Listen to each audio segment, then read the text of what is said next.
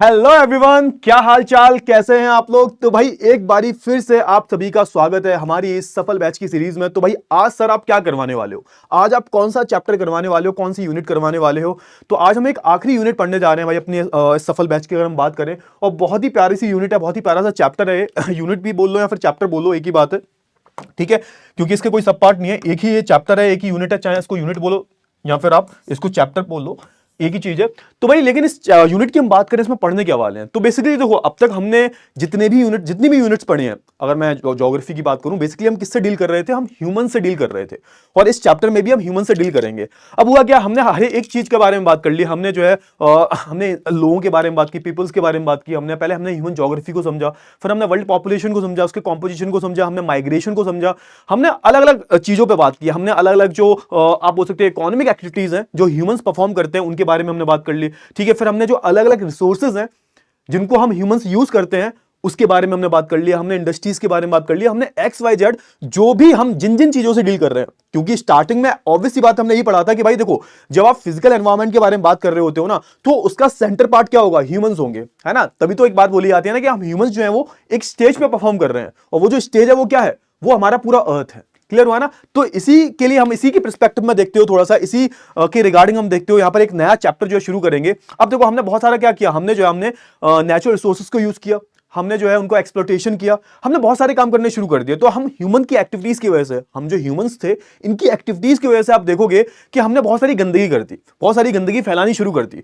तो जो भी आप बोल सकते हो कि हम ह्यूमंस ने किया है ना, जो भी कुछ इश्यूज है उनके बारे में, उसके रिगार्डिंग जो है हम बात करने वाले हैं। मतलब हम ह्यूमंस ने क्या किया भाई, हम ह्यूमंस ने नेचर के साथ में डील किया। तो सबसे पहले तो हम नेचर के अकॉर्डिंग चल रहे थे, है ना, जैसा नेचर है उसके अकॉर्डिंग हम चल रहे हैं। और धीरे धीरे धीरे धीरे with the help of technologies, with the help of skills, हमने क्या किया, अपने आप को इवॉल्व करना शुरू कर दिया। और जब हमने अपने आप को इवॉल्व करना शुरू किया, तो हमने क्या कर दिया, हमने यहां पर जो है नेचर को अपने हिसाब से बदलना शुरू कर दिया, ठीक है ना। तो यहां पर सोच के देखो, अब तक हम क्या कर रहे थे, अब तक जो हम नेचर के हिसाब से चल रहे हैं, और अब जो है हम नेचर हमारे हिसाब से चल रहा है। क्लियर हुआ ना। मतलब हम क्या कर रहे हैं, हम नेचर को बहुत ज्यादा एक्सप्लॉइट कर रहे हैं। इससे क्या हुआ भाई, इससे हुआ ये कि हमारी सोसाइटी में बहुत सारे इश्यूज जो हैं वो आके खड़े हो गए हैं। तो उन सारे इश्यूज के बारे में जो है हम इस चैप्टर में बात करने वाले हैं, इस यूनिट में बात करने वाले हैं। क्लियर हुआ। चले, तो आई होप आपको चैप्टर की जो आउटलाइन है वो बहुत अच्छे से जो है समझ में आ गई होगी। अब हम बढ़ते हैं आगे। चलिए, तो अगर हम आगे बढ़े तो कौन कौन से जो टॉपिक्स हैं उसकी हम बात करेंगे। तो देखो, हम यहां पर एनवायरमेंटल पॉल्यूशन के बारे में बात करेंगे, जिसमें हम अलग अलग तरह के जो पॉल्यूशन है, लाइक वाटर पॉल्यूशन, है ना, एयर पॉल्यूशन की हम बात करें, नॉइस पॉल्यूशन की हम बात करें, लैंड पॉल्यूशन की हम बात करें, इसकी भी हम बात करेंगे, लिखा नहीं हुआ कोई बात नहीं, लैंड पॉल्यूशन की भी हम बात करेंगे। फिर हम बात करेंगे जो अर्बन वेस्ट डिस्पोजल जो होते हैं। अब देखो, पोल्यूशन जो है, आप देख सकते हो कि पोल्यूशन आज के टाइम पे मैं बात करूं, आज मतलब सर्दियां चल रही हैं, अभी जब मैं एक वीडियो रिकॉर्ड कर रहा हूं तो सर्दियां चल रही हैं, और आपने देखा होगा कि दिल्ली में जो AQI है वो 1700 पार हो चुका है ना, 1600 पार हो चुका है। मतलब दिल्ली जो है, दिल्ली NCR रहने लायक नहीं बचा। तो भाई आज के इस चैप्टर में हम ये भी पढ़ेंगे बेटा कि पोल्यूशन से हम किस तरीके से डील करेंगे, या फिर किस तरीके से हम पोल्यूशन से जो है पूरे एनवायरमेंट को नुकसान पहुंचा रहे हो। पोल्यूशन जो है, आप बोल सकते हो एक चीज में ना लिमिटेड नहीं है। अगर आप अपनी एयर को पॉल्यूट कर रहे हो, तो एट द सेम टाइम अपने वाटर को भी पॉल्यूट कर रहे हो, अपने लैंड को भी पॉल्यूट कर रहे हो, आप नॉइस पॉल्यूशन भी जो है फैला रहे हो। तो हर तरफ से जो है हम पॉल्यूशन से घिर चुके हैं, हर तरफ से हम ह्यूमंस जो है वो, स्पेशली मैं इंडिया की बात करूं, वो हर तरफ से किससे घिरे हुए हैं, पॉल्यूशन से घिरे हुए हैं। तो उसके बारे में हम बात करेंगे। फिर हम बात करेंगे यार, हमने सिर्फ क्या नहीं किया, हमने सिर्फ पॉल्यूशन ही नहीं फैलाया, हमने गंदगी भी बहुत फैलाई है। स्पेशली मैं इंडिया की बात करूंगा तो इंडिया में आप देखोगे ना, बहुत ज्यादा गंदगी मिलती है। आप जैसे अर्बन सेंटर्स में जाओगे, दिल्ली की हम बात करें, आगरा की हम बात करें, तो आप यहां जाओ तो आपको कुछ कुछ जगह बहुत गंदगी मिलेगी आपको, ठीक है। तो इन सारे अर्बन वेस्ट डिस्पोजल्स के बारे में बात करेंगे, जहां हम क्या करते हैं, डिस्पोज ऑफ करते हैं इनको। फिर हम बात करेंगे रूरल अर्बन माइग्रेशन में। अब आप कहोगे सर ये हम टॉपिक क्यों पढ़ेंगे, इसका क्या लॉजिक है, इस टॉपिक को पढ़ने का क्या लॉजिक है। तो ऑब्वियस सी बात है बेटा, देखो अर्बन जो रूरल अर्बन माइग्रेशन जो हुआ है ना, तो इससे क्या हुआ है, इससे आप देखोगे ना बहुत ज्यादा स्लम्स वगैरह क्रिएट हुए हैं, है ना। जब अर्बन रूरल माइग्रेशन हुआ, लोग जो है गांव से जाके शहर में बस रहे हैं, तो यहाँ पे हो क्या रहा है कि जो अर्बन सेंटर्स हैं उन पर बर्डन बहुत ज्यादा आ रहा है। बर्डन क्यों आ रहा है, क्योंकि लोग जो है वो बिकॉज दे आर अनएम्प्लॉयड, तो वो काम की तलाश में जो है शहर में आते हैं। और ज्यादा फिर क्या होता है, यहां पर हमारा जो सेक्स रेशियो है वो भी डिस्टर्ब हो जाता है। मैंने आपको बताया था कि भाई जो गांव से लोग शहर में जा रहे हैं उनके नंबर्स कितने ज्यादा, मेल्स के नंबर बहुत ज्यादा है, ठीक है ना, मेल्स के नंबर बहुत ज्यादा है। तो होता क्या है कि ये ना एक तरीके से सेक्स रेशियो को भी क्या करता है, डिसबैलेंस करता है। तो यहां पर हम एक चैलेंज देखेंगे रूरल अर्बन माइग्रेशन में, कि किस तरीके से जब ज्यादा माइग्रेशन, ओवर माइग्रेशन से क्या हो रहा है कि हमारे जो अर्बन सेंटर्स हैं इन पर बहुत ज्यादा जो है बर्डन देखने को मिल रहा है आपको, ठीक है सर। फिर हम बात करेंगे trends of urbanisation in the world, इसकी हम बात करेंगे। प्रॉब्लम्स ऑफ स्लम्स की हम बात करेंगे। भाई धारावी के बारे में सुना होगा, एशिया का है ना लार्जेस्ट स्लम है वो, बहुत बड़ा स्लम है वो। आप सोच के देखो स्लम्स जो होते हैं कैसे क्रिएट होते हैं। तो भाई स्लम्स कैसे क्रिएट होते हैं, तो भाई जब ये गांव के लोग है ना, इससे ही कनेक्टेड है ये वाला टॉपिक हमारा, रूरल अर्बन माइग्रेशन जो है इससे ही कनेक्टेड है ये वाला टॉपिक हमारा। इसके बारे में हम बात करेंगे, लैंड डिग्रेडेशन के बारे में बात करेंगे। तो इन सारी चीजों के बारे में जो हम बात करने वाले हैं, ठीक है, एक एक करके धीरे धीरे करके सारे टॉपिक्स को हम पढ़ते हैं। और आई होप आपको अब तक जो भी मैंने पढ़ाया है मतलब बहुत अच्छे से जो है क्लियर हो गया होगा। जो भी मैंने यूनिट्स पढ़ाए हैं, एक दो यूनिट्स शायद और बची हुई हैं, है ना, ठीक है। तो इसका बना हुआ रखा था पूरा मटेरियल, तो मैंने सोचा इसको रिकॉर्ड कर देता हूँ, ठीक है ना। चले तो बहुत अच्छी बात है। तो एक काम करते हैं हम, एक अपन काम करते हैं, तो थोड़ा सा हम क्या कर लेते हैं, अब जो भी इस चैप्टर में हम पढ़ने वाले हैं, जो भी मैंने आपको पूरा ओवरव्यू दिया है ना, इन सारी चीजों को पढ़ लेते हैं, ठीक है ना। क्लियर हुआ? चलिए, तो सबसे पहले हम बात कर लेते हैं किसके बारे में, एनवायरमेंटल पॉल्यूशन के बारे में बात कर लेते हैं। एनवायरमेंटल पॉल्यूशन की हम बात करूं तो सिंपल सी बात है, पॉल्यूशन क्या है, क्या पॉल्यूशन, बेसिकली पॉल्यूशन हम बोलते रहते हैं पॉल्यूशन पॉल्यूशन पॉल्यूशन पॉल्यूशन। तो बेसिकली हम यहां पर जब एनवायरमेंटल पॉल्यूशन की बात करते हैं तो यहां पे किन चीजों की बात हो रही होती है, तो एनवायरमेंटल पॉल्यूशन की जब हम बात करते हैं ना, तो यहां पर हर एक टाइप की जो पॉल्यूशन है जो हमारे एनवायरमेंट को दूषित कर रहे हैं, जो हमारे एनवायरमेंट को गंदा कर रहे हैं, है ना। जो ऑक्सीजन जो है, वो ऑक्सीजन जो आप इनहेल कर रहे हो, जो ले रहे हो, वो दूषित हो चुकी है, वो गंदी हो चुकी है ना, इतनी गंदी हो चुकी है। अगर आप एक जगह कहीं रह जाओ ना, मतलब ऐसी पॉल्यूटेड देश में अगर आप रह रहे हो, तो ऐसा हो ही नहीं सकता आपको कोई बीमारी ना हो। आपकी जो एज है, ऐसा बोला जा रहा है कि भाई इतने पॉल्यूशन में रहने से इंसान की 8-10 साल तो एज ऐसी कम हो गई है, इतने पॉल्यूशन में रहने के बाद, ठीक है। तो इसके बारे में हम थोड़ी सी बात करने वाले हैं। तो देखो, हमने जो ह्यूमन की एक्टिविटी जो थी, जो ह्यूमन एक्टिविटी जो थी, उनकी वजह से क्या होता है, उनकी वजह से आपको ये जो है एनवायरमेंटल पॉल्यूशन देखने को मिलेगा। मतलब पॉल्यूशन में 110% रोल किसका है भाई, इंडस्ट्रियलाइजेशन का। इंडस्ट्रियलाइजेशन किसने किया भाई, इंसानों ने किया है, उसी की बात की जा रही है। तो देखो यहां पे पढ़ते हैं भाई, environmental pollution is the release of substances and energy from the waste product of human activities. समझ में आया? यानी कि जब क्या होता है, जब यहां पर एक एनर्जी रिलीज, पॉल्यूशन का एक्चुअली मतलब क्या होता है कि भाई तुमने क्या किया, तुमने जो गाड़ी, मान के चलो गाड़ी है, ठीक है, आपके पास कार है, और कार में आपने डीजल डलवाया या फिर पेट्रोल डलवाई। अब क्या करोगे, कार आप चालू करोगे, ठीक है ना। अब जो उसका वेस्ट, उसका जो धुआं निकलेगा, वो क्या होगा, वो उसका पॉल्यूशन है, वो पॉल्यूशन है भाई। वो हमारे एयर में मिल रहा है जाके, हमारा जो एटमोस्फियर है उसमें जाके वो मिक्स हो रहा है ऑक्सीजन के साथ में, सबके साथ में जो है मिक्स होकर जो है उसको हम इनहेल कर रहे हैं। क्लियर हुआ ना? तो देखो, जो भी पॉल्यूशन बेसिकली क्या है, एक सब्सटेंस है ना। ये एनवायरमेंटल पॉल्यूशन की बात करें, वो एक सब्सटेंस है और एक एनर्जी है जो वेस्ट प्रोडक्ट से निकल रही है ना। वेस्ट प्रोडक्ट जो है, जो कि ह्यूमन एक्टिविटीज से निकल रहा है कहीं ना कहीं। अब इसकी हम बात करें, एनवायरमेंटल पॉल्यूशन की बहुत तरीके का होता है, इसके वेरियस टाइप्स होते हैं। अब इनको हम जो है थोड़ा सा अलग अलग टाइप्स में जो है क्लासिफाई करेंगे, ठीक है। चलिए, तो आगे हम बात कर लेते हैं। सबसे पहले हम बात करेंगे किसके बारे में, सबसे पहले हम बात करेंगे वाटर पॉल्यूशन के बारे में, उसके बाद हम बात करेंगे एयर पॉल्यूशन के बारे में, उसके बाद हम बात करेंगे नॉइस पॉल्यूशन के बारे में, उसके बाद हम बात करेंगे लैंड पॉल्यूशन के बारे में। एनवायरमेंटल पॉल्यूशन के बारे में समझे आप, ठीक है। तो बेसिकली क्या है, एक वेस्ट प्रोडक्ट होता है, और ये जो प्रोडक्ट, वेस्ट प्रोडक्ट की हम बात करें, ये इससे क्या हो रहा है, इससे हमारे एनवायरमेंट को नुकसान पहुंच रहा है। उसी चीज को हम नाम दे देते हैं पॉल्यूशन। उससे हमारे एनवायरमेंट में इफेक्ट पड़ रहा है, ना सिर्फ हमारी एयर बल्कि हमारा वाटर हो गया, हमारा लैंड हो गया, ये सारी जो चीजें कहीं ना कहीं क्या हो रही हैं, दूषित हो रही हैं। और इससे क्या होता है, क्या इससे प्रॉब्लम क्या होती है, तो मेन प्रॉब्लम पता है क्या होती है। एक तो हमारा एनवायरमेंट जो भी आपको देखने को मिल रहा है, जो आप देखते हो ना, ग्लोबल वार्मिंग के बारे में सुनते हो आप, प्लस हमारी हेल्थ के जो इश्यूज आ रहे हैं उसकी हम बात कर ले, हमारे ग्लेशियर्स पिघल रहे हैं। तो ये सारी जो चीजें कहीं ना कहीं ऑल टुगेदर काम कर रही हैं हमारे एनवायरमेंट को पॉल्यूट करने में, हमारे एनवायरमेंट को एक्सप्लॉइट करने में, ठीक है। और इसमें 110% रोल किसका है भाई, तो हम ह्यूमंस का है। हम ह्यूमंस पीछे नहीं है भाई, हम ह्यूमंस ने ही क्या किया है भाई, ये पोल्यूशन को जो है फैलाया, चाहे वो किसी भी टाइप का पोल्यूशन हो, चाहे वो वाटर पोल्यूशन हो, चाहे वो एयर पोल्यूशन हो, चाहे वो नॉइस पोल्यूशन हो, एंड चाहे वो लैंड पोल्यूशन हो। ये सब ना इंटरकनेक्टेड है, ये एक दूसरे से कनेक्टेड है। आप देखना, अभी आपको समझ में आ जाएगा। तो सबसे पहले हम बात कर लेते हैं वाटर पॉल्यूशन के बारे में, है ना। वाटर पॉल्यूशन है ना, हम इसके बारे में बात करें, जल प्रदूषण बोलते हैं इसको। चलिए, अब वाटर पॉल्यूशन में क्या होता है भाई, जो वाटर की क्वालिटी होती है ना, ये क्या हो जाती है, डिग्रेड हो जाती है ना। अब इसके पीछे बहुत सारे फैक्टर्स भी होते हैं, समझे, सिंपल सी मतलब है। वाटर पॉल्यूशन का मतलब क्या हुआ कि भाई वाटर की जो क्वालिटी है वो बहुत ज्यादा डिग्रेड हो गई है। जैसे बहुत ही प्यारा सा एग्जांपल देता हूं मैं, दिल्ली में आ जाओ यार तुम लोग। दिल्ली में जो हमारी यमुना जी जो है, अभी छठ पूजा हुई थी, तो आपको पूरा वहां पर जो पॉइजनस एफ्लुएंट्स वगैरह जो होते हैं, वो पूरा झाग बन जाता है। वो कितनी ज्यादा दूषित हो चुकी है हमारी, सोच के देखो कितनी ज्यादा हमारी यमुना जी दूषित हो चुकी है। क्लियर हुआ ना? तो सोच के देखो मतलब कितना ज्यादा पॉल्यूशन है। आप कहीं भी जाओगे शहर में, जो भी मेजर सेंटर्स हैं, वहां से कोई भी अगर नदी जा रही है तो ऐसा हो ही नहीं सकता कि वो पॉल्यूटेड ना हो। क्यों? क्योंकि भाई पूरा जो अर्बनाइजेशन है हुआ, अर्बनाइजेशन के बाद क्या हुआ, जो भी वेस्ट है, पूरा वेस्ट कहां जा रहा है भाई, उस नदी में जा रहा है। और मेजर रोल किसका रहा है, जो भी बड़ी बड़ी इंडस्ट्रीज हैं, इनका मेजर रोल रहा है। तो यहां पर बोला जा रहा है कि भाई हमारी जो पानी है ना, उसकी जो आप देखोगे ना क्वालिटी जो है क्या हो चुकी है, डिग्रेड हो चुकी है ना, बाय नंबर ऑफ फैक्टर। और क्यों यहां पर किस के फैक्टर्स की बात की जा रही है, यहां पर क्यों डिग्रेड हुई है, फैक्टर्स क्या क्या है। तो यहां पर वही बात हो रही है कि indiscriminate use of water by fast growing population and expansion of industry. Simple सी बात है कि भाई हमने क्या किया है, एक जो वाटर का यूज हो रहा है, या तो एक तो मतलब इनडिस्क्रिमिनेशन यूज का मतलब क्या हुआ कि कहीं पानी बहुत ज्यादा है और हम पानी बहुत ज्यादा इस्तेमाल कर रहे हैं, उसको वेस्ट भी कर रहे हैं। प्लस यहां पे दूसरा जो मेन फैक्टर मैं बोलूंगा, I would say main factor, इसका मतलब हुआ expansion of industries. Expansion of industries की अगर मैं बात करता हूं तो जैसे जैसे इंडस्ट्रियलाइजेशन हुआ है तो ऑब्वियस सी बात है बड़ी बड़ी इंडस्ट्रीज होती हैं, वो अपने जितना भी वेस्ट होता है उनको कहां डालते हैं, वो सारा जो है पानी में, सारा जो है नदियों में जाता है, सारा जो है। आप बोल सकते हो कि जो गवर्नमेंट के नॉर्म्स हैं इनको भी फॉलो नहीं किया जाता, करप्शन इतना ज्यादा हो गया है। तो भाई ये इंडस्ट्रीज जो है सदियों से चली आ रही हैं और ऐसी अभी भी ऐसी जो है काम कर रही हैं, इन पर कोई फर्क नहीं पड़ता, इनको जो है मेन क्या कमाना है, प्रॉफिट कमाना है। ठीक है, चलिए अच्छा देखो, अब देखो, no surface water is found in pure form in river. अब जैसे हम बात करें रिवर की, हम बात करें, है ना, चाहे हम कैनाल्स की बात करें, चाहे हम लेक्स की बात करें, यहां पर आपको वाटर जो है आज के टाइम पर साफ मिल ही नहीं सकता। क्लियर हुआ? चलिए आप देखोगे जितने भी वाटर सोर्सेज है, चाहे मैं बात करूं रिवर्स की, चाहे मैं कैनाल्स की बात करूं, चाहे मैं लेक्स की बात करूं, यहां पर आपको जो है आप देखोगे small quantity of suspended particles मिल जाएंगे। सस्पेंडेड पार्टिकल्स मतलब यहां पे जो पॉल्यूटेड पार्टिकल्स होते हैं, मतलब आप देखोगे ना, मतलब जिनको हम इस्तेमाल करें, जिनको हम पिए, देखो थोड़ा बहुत चलता है, थोड़ा बहुत तो 100% कोई चीज प्योर नहीं होती, लेकिन ये जो सस्पेंडेड पार्टिकल जो होते हैं, जो हमारे हेल्थ के लिए बहुत ज्यादा नुकसानदायक होते हैं, है ना, जैसे हम ऑर्गेनिक की बात करें, इनऑर्गेनिक की बात करें, तो यहां पर आपको जो है सारे सब्सटेंसेस बहुत बड़ी मात्रा में जो है देखने को मिल जाते हैं नदियों में।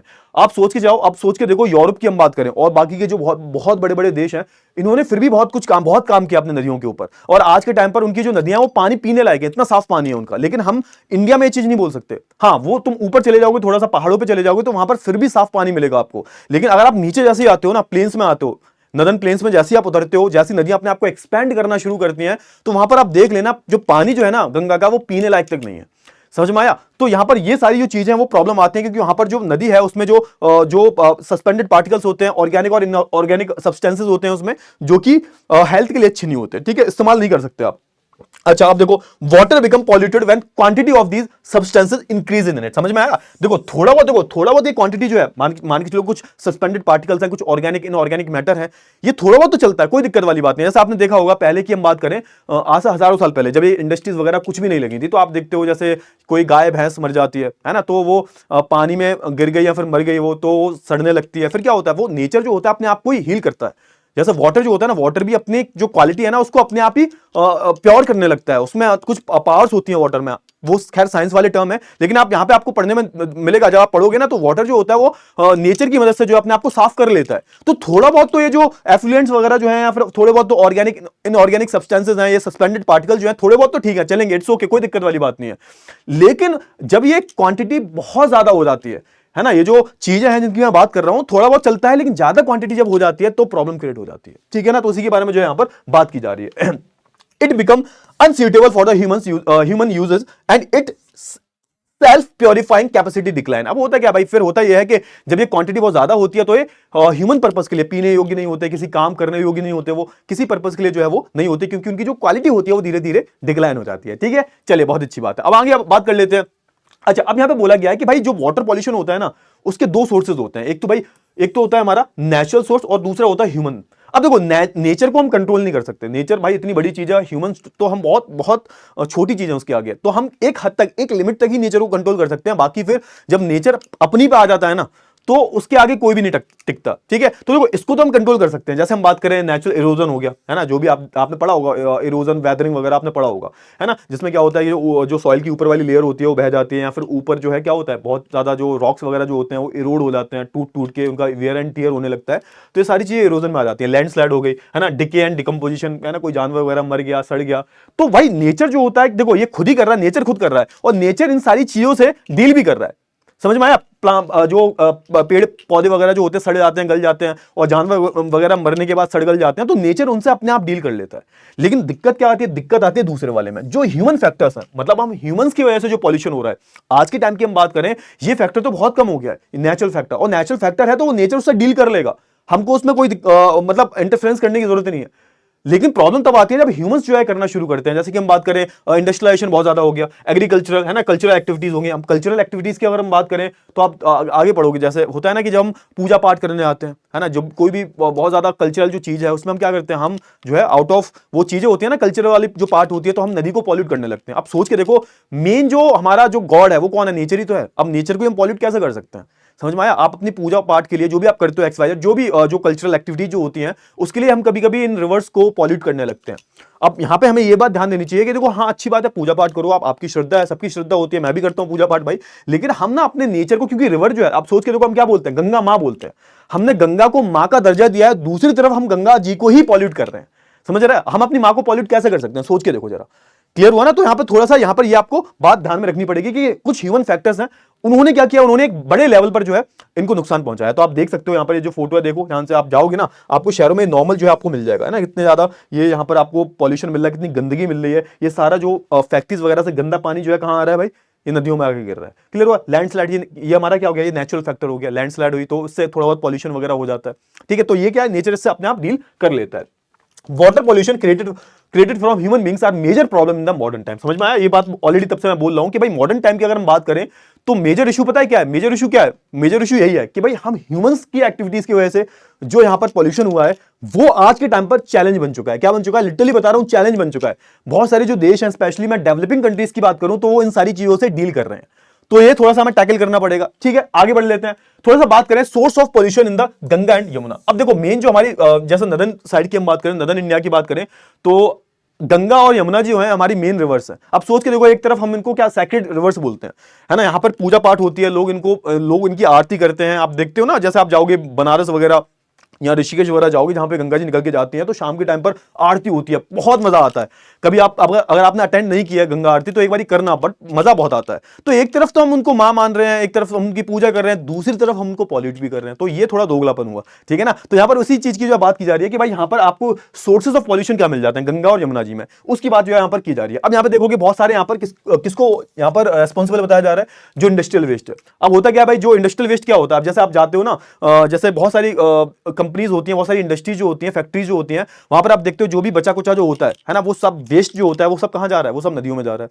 बहुत सारी जो फैक्ट्रीज होती हैं उसमें पॉइजनस गैसेस वगैरह होती हैं, है ना, और जैसे बहुत सारी जो फैक्ट्रीज होती हैं उसमें क्या होता है, जो पानी वगैरह गंदा पानी जो होता है वो सीधा जो बचा हुआ पानी जो होता है, जो कि गंदा हो चुका है, पॉल्यूट हो चुका है, उसमें बहुत सारे केमिकल्स वगैरह मिले हुए हैं, वो सारा पानी कहां जा रहा है, वो भी नदियों में जा रहा है। तो सबसे पहले यहाँ पे इंडस्ट्रियल वेस्ट को बोला जाएगा, है ना, पॉल्यूटेड वेस्ट वाटर, है ना, poisonous gases, chemical residual, numerous heavy metals, dust, smoke, ये सब जो है यहां पर देखो। हम बात करें अगर इंडस्ट्रीज की, तो इंडस्ट्रीज जो है आप देखोगे लैंड पॉल्यूशन की हम बात करें, एयर पॉल्यूशन की हम बात करें और वाटर पॉल्यूशन की हम बात करें, इन तीनों के लिए जो आप देखोगे हमारी इंडस्ट्रीज बहुत कई हद तक जो है रेस्पॉन्सिबल है।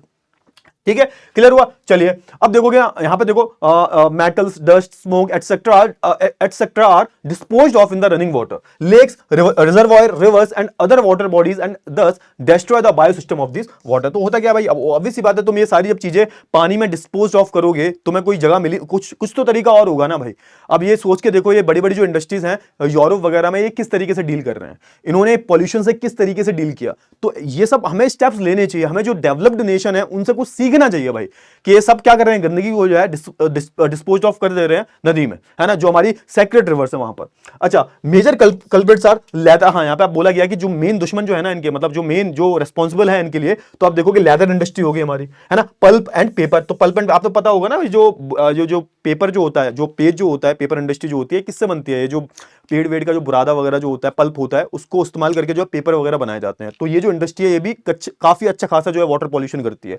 टेक्सटाइल इंडस्ट्री की बात करूं, केमिकल इंडस्ट्रीज की बात करूं, तो ये मेजर कल्प्रिट्स है, ये मेजर जो है आप बोल सकते हो कि मेजर फैक्टर्स हैं, ये जो क्या कर रहे हैं, हमारे एनवायरमेंट को पॉल्यूट कर रहे हैं, जो हमारे वाटर को पॉल्यूट कर रहे हैं, और ना सिर्फ वाटर को, एयर को भी पॉल्यूट कर रहे हैं। ठीक है, चलिए अच्छा देखो, यहां पर क्या होता है, आज के टाइम पर बहुत सारी जो इंडस्ट्रीज होती हैं बहुत सारे केमिकल्स को यूज करती हैं, ऑर्गेनिक फर्टिलाइजर्स को यूज करती हैं, पेस्टिसाइड्स, है ना, हर्बिसाइड्स, इन सबको यूज करके, है ना, जैसे हम बात करें एग्रीकल्चर में, तो एग्रीकल्चर में क्या होता है, एग्रीकल्चर की हम बात करें तो इस सेक्टर में आप देखोगे बहुत सारी ऐसी इंडस्ट्रीज हैं जो फर्टिलाइजर्स बनाती हैं, है ना, पेस्टिसाइड्स बनाती हैं।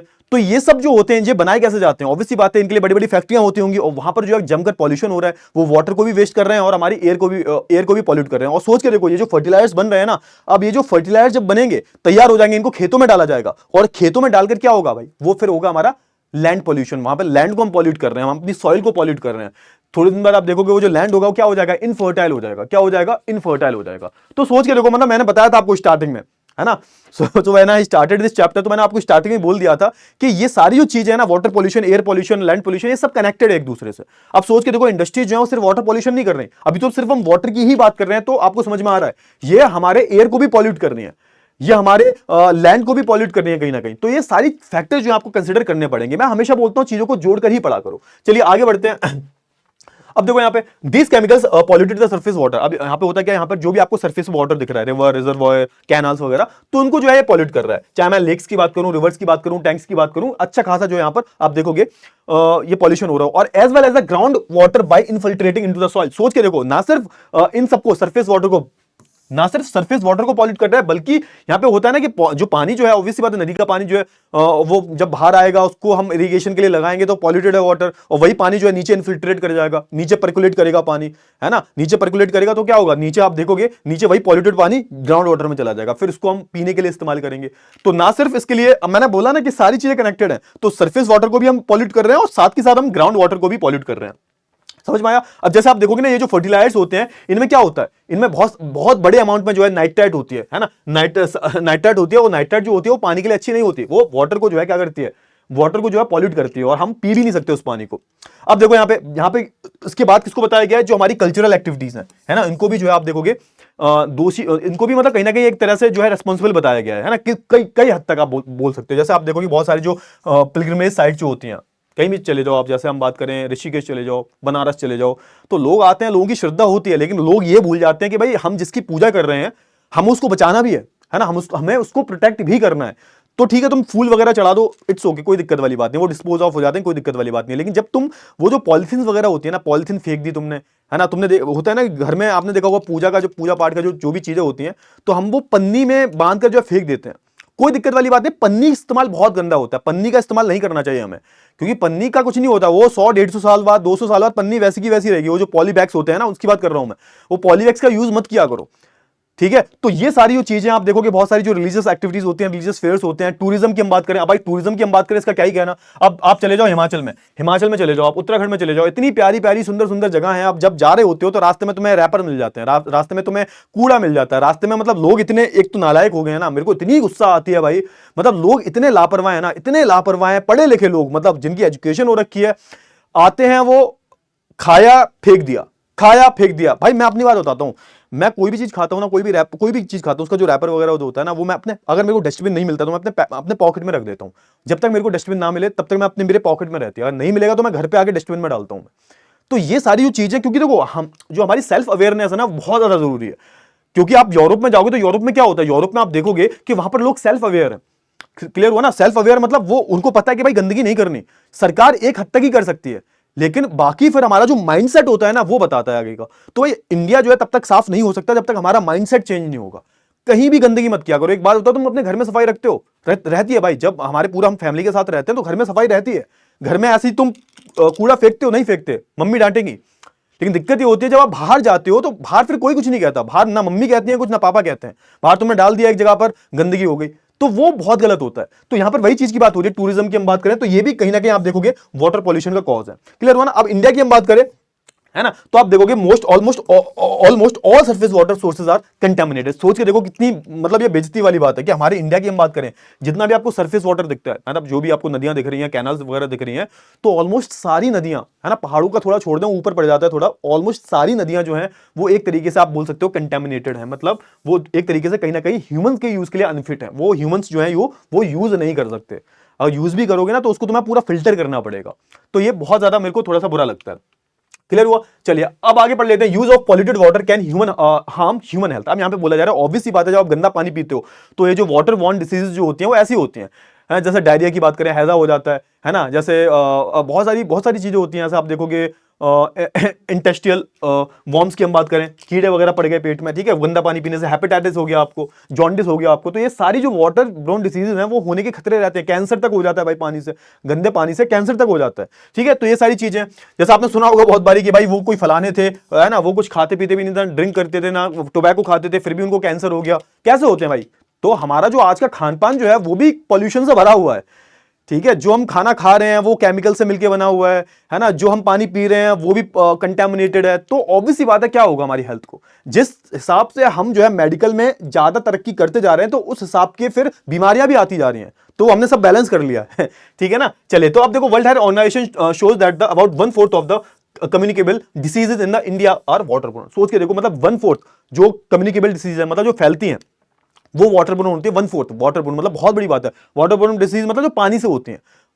ठीक है, क्लियर हुआ। चलिए, तो वाटर ब्रोन डिसीज वो डिसीज होती है जो पानी से होती है। अब यहां पर थोड़ा सा हम बात कर लेते हैं किसके बारे में, sources of pollution in Ganga and Yamuna. अब यहां पे यमुना और गंगा जी की बात हुई है, थोड़ा देख लेना क्योंकि सीयूटी पर्पस के लिए बहुत जरूरी है। यहां से जो है कुछ एमसीक्यूज वगैरह के क्वेश्चंस बन सकते हो और आप उनको खुद भी पढ़ सकते हो क्योंकि पूरा डेटा है। थोड़ा सा देखना, यहां पे आपको मैं थोड़ा सा पढ़ के बता देता हूं, फिर आपको आइडिया लग जाएगा। मैं इसको इसलिए लाया, आपके एनसीईआरटी में दे रखा है, प्लस ये आपके सीयूटी के लिए बहुत जरूरी है। ये दोनों की हम बात करें, दोनों जो एग्जाम दे रखे हैं ये आपके सीयूटी लेवल के लिए बहुत जरूरी है, उनको मिस मत किया करो। तो इनको पढ़ो थोड़ा सा। यहां पे बताया जा रहा है कि भाई गंगा और यमुना के जो सोर्सेज हैं पॉल्यूशन के वो कौन कौन से। तो जैसे हम गंगा की बात करें तो गंगा जो है जैसे नीचे आती है फुटहिल्स पे आती है, आपको पता होना चाहिए। गंगा जो है वो जैसे ये गंगोत्री ग्लेशियर से निकलती है, भागीरथी वगैरह जो है अलकनंदा भागीरथी मिलके है ना गंगा जी का निर्माण कर देती है। फिर नीचे जब फुटहिल्स पे आती है, यूपी से होती हुई जब जाती है गंगा, तब यहाँ पे पॉल्यूशन शुरू हो जाता है ना। पॉल्यूशन कहां से जाता है, देखो डाउन स्ट्रीम ऑफ कानपुर, यहां पर आपको पॉल्यूशन देखने को मिलेगा। डाउन स्ट्रीम ऑफ बनारस की हम बात करें, यहां पर तो बहुत सारी जो पिलग्रिम एक्टिविटीज होती हैं वो होती हैं, है ना। फरक बराज की हम बात करें, है ना, फरक्का बराज की हम बात करें तो यहाँ पर नेचर ऑफ पॉल्यूशन की हम बात करें तो यहाँ पर मैक्सिमम आपको इंडस्ट्रियल पॉल्यूशन मिलेगा,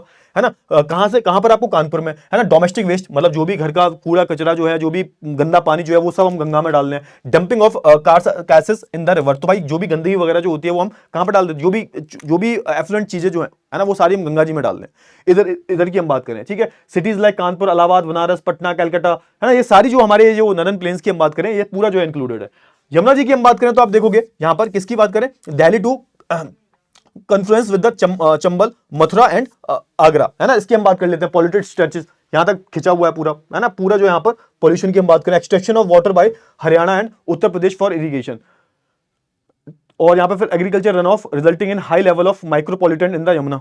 तो ये सारी जो यहां पर आप देख सकते हो पूरा प्रॉपर तरीके से आपको याद कर लेना, क्लियर हुआ ना, है ना। Delhi dumping its domestic waste, तो भाई यहां पर जो मेन पॉल्यूटेंट है, यमुना की हम बात करें, यमुना जी दिल्ली से होते हुए जाती हैं, आप देखना कि वहां पर मेन प्रॉब्लम क्या है कि भाई जो भी डोमेस्टिक वेस्ट जो है वो सब कहां जा रहा है, सब कहां डंप हो रहा है, तो यमुना जी में ही डंप हो रहा है। तो इसका कुछ ना कुछ तो सोल्यूशन निकालना पड़ेगा, है ना। तो वैसे क्या होगा, अगर हम सोल्यूशन नहीं निकालेंगे तो आगे चलकर मे भी जो हमें प्रॉब्लम होगी, और होगी, बिल्कुल होगी प्रॉब्लम, ठीक है ना। तो इसी के साथ भाई ये जो टॉपिक हमारा ऑलमोस्ट खत्म हो गया है। चले, ठीक है, क्लियर हुआ। चले, तो भाई हम बात करें नमामि गंगे प्रोग्राम। अब देखो गंगा जी को साफ करने के लिए हमने बहुत सारे स्टेप्स लिए हैं, गवर्नमेंट ने भी बहुत सारे स्टेप्स लिए हैं, तो उनमें से एक स्टेप था, इसका नाम था नमामि गंगे प्रोग्राम। इसको पढ़ लेना एग्जाम पॉइंट ऑफ व्यू से बहुत ज्यादा जरूरी है। इसमें बेसिकली इसका मेन जो उद्देश्य था वो यही था कि हमें गंगा जी को एक पीने योग्य बनाना है पानी, मतलब हमें गंगा जी को बहुत ज्यादा साफ करना है। उसका रिजल्ट कुछ दिखे भी है over the period of time. देखोगे जितना पहला पॉल्यूशन हो रहा था, तो अब देखोगे आप यूपी में गंगा जी जो है ना वो कई हद तक साफ हो चुके हैं। जैसा बनारस भी जाते हो तो यहाँ पर आपको प्रॉपर तरीके से रेस्ट्रिक्शंस है, वहां पर आप गंदगी नहीं फैला सकते और वहां पर प्रॉपर तरीके से कार्रवाई भी होती है, एक्शन लिए जाते हैं। तो इनके थोड़े बहुत जो असर है वो देखने को मिल रहे हैं। ऑब्जेक्टिव की हम बात करें, ऑब्जेक्टिव की हम बात करें तो developing the sewage treatment system in town, भाई प्रॉपर तरीके से सीवेज सिस्टम होना चाहिए टाउन्स में हम बात करें।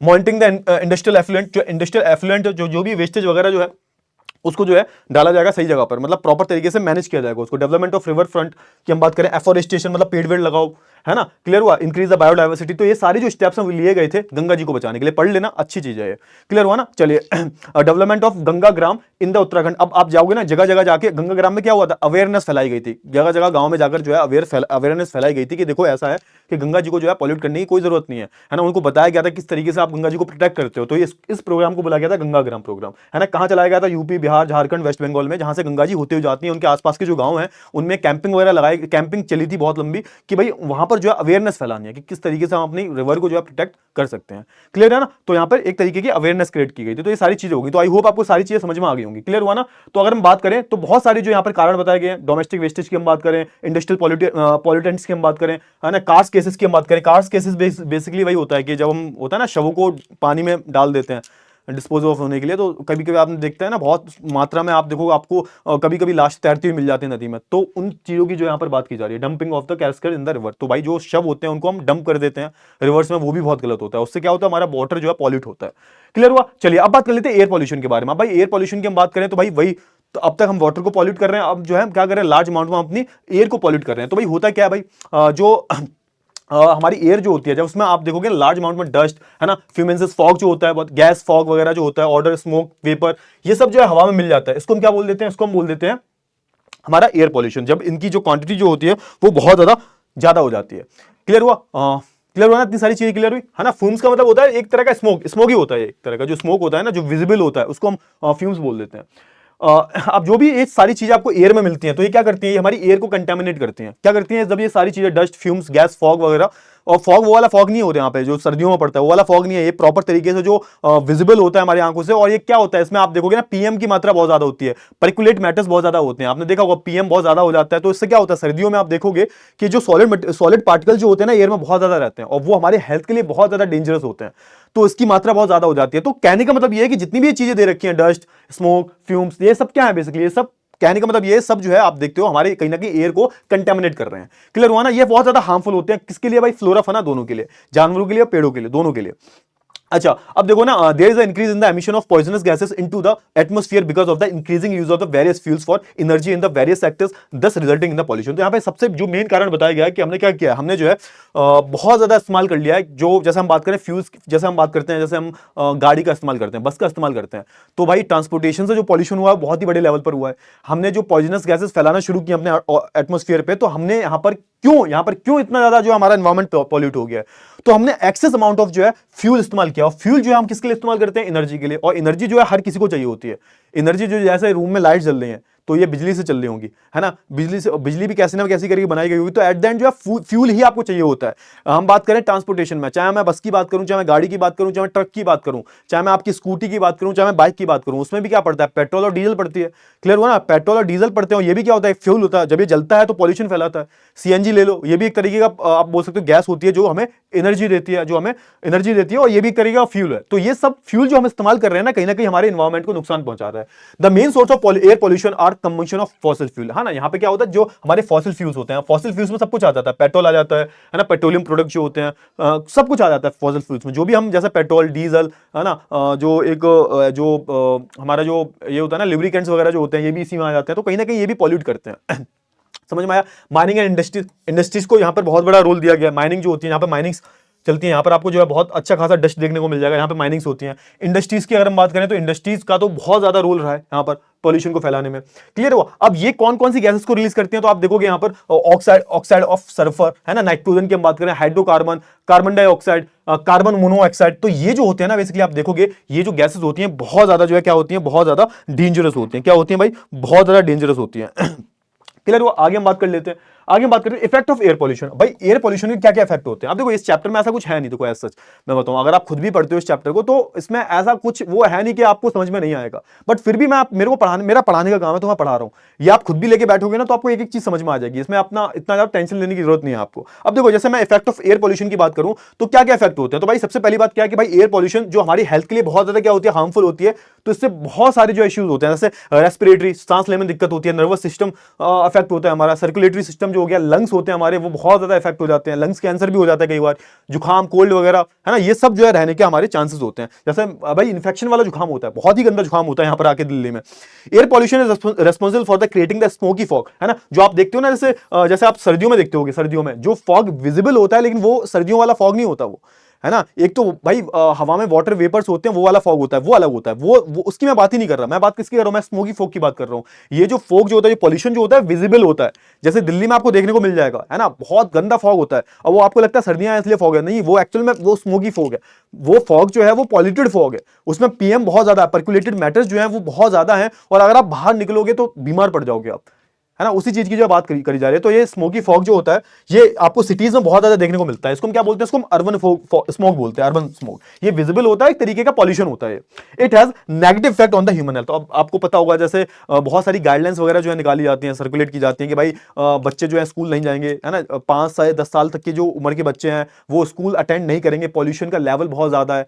तो ये सारी जो चीजें यहां पर बोली जाती हैं, ठीक है। चलिए आगे हम बात कर लेते हैं। अच्छा, एयर पॉल्यूशन, यहां पे एक चीज और बोली आ रही है, एसिड रेन के लिए भी यह रेस्पॉन्सिबल होता है। आपने देखा होगा कि पहली पहली जब बारिश होती है तो मना करते हैं कि भाई एसिड रेन है, मत जाओ। अब देखो एसिड रेन क्या होता है, देखो जैसे आप देखोगे ना, गर्मियों के बाद में आप देखोगे अर्बन एरियाज में क्या होता है, बहुत ज्यादा आप देखते हो ना, मतलब बरसात शुरू हो जाती है समर के बाद, हम बात करें तो ये जो रेनी सीजन जो होता है शुरू हो जाता है। अब होता क्या है कि बेटा देखो, शहरों की हम बात करें तो शहरों में आप देखोगे ना, हवा में बहुत सारी क्या होते हैं, बहुत सारी गैसेस होती हैं हवा में। हवा जैसे हम बात करें, जैसे बहुत सारी जो गैसेस हैं, जैसे धुआं निकल रहा है, स्मोकी फॉग है, तो इन सबसे क्या होता है बेसिकली, इन सबसे आप देखोगे कि आपको ना वो पूरा जो पोल्यूशन है वो पूरा एनवायरमेंट में फैला हुआ है। जितनी भी गैसेस वगैरह निकल रही हैं, जितनी भी सारी गैसेस वगैरह जो है निकल रही हैं फॉसिल फ्यूल से, जो भी रिएक्शन वगैरह हो रहा है, तो ये सब कहां मिल जाते हैं। तो यहां पर देखो ना, जो भी हमारे एटमोस्फियर में जो भी ऑक्सीजन की मात्रा है, नाइट्रोजन जो है, इनकी अगर हम बात करें तो इनमें जो है जाके मिक्स हो जाती हैं।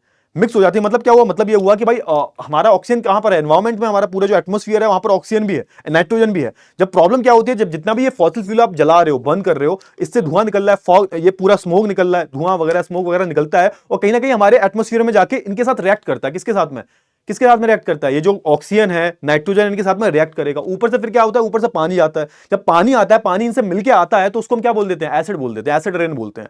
तो मतलब पानी जो है इन सभी ये जो केमिकल्स मिल गए हैं हवा में, है ना, इनके साथ में क्या करेगा, रिएक्ट करेगा। जब रिएक्ट करेगा तो क्या होगा, जो बारिश होगी उसको हम क्या बोलेंगे, उसको हम एसिड रेन बोलेंगे, ठीक है। और ये रेन जो होती है, एसिड रेन जो होती है, बहुत ज्यादा डेंजरस होती है, ऐसे बीमार वगैरह भी पड़ जाते हैं, तो उसको हम बोल देते हैं एसिडिक रेन, ठीक है। क्लियर हुआ, चलिए बहुत अच्छी बात है। हम बात कर लेते हैं किसके बारे में, नॉइस पोल्यूशन के बारे में बात कर लेते हैं, ठीक है। नॉइस पोल्यूशन के बारे में बात कर लेते हैं। नॉइस पोल्यूशन की हम बात करें बेटा, देखो नॉइस पोल्यूशन से बेसिकली जो इफेक्ट पड़ते हैं ना नेगेटिवली, हमारे हमारे हेल्थ में पड़ते हैं और इनडायरेक्टली पड़ते हैं।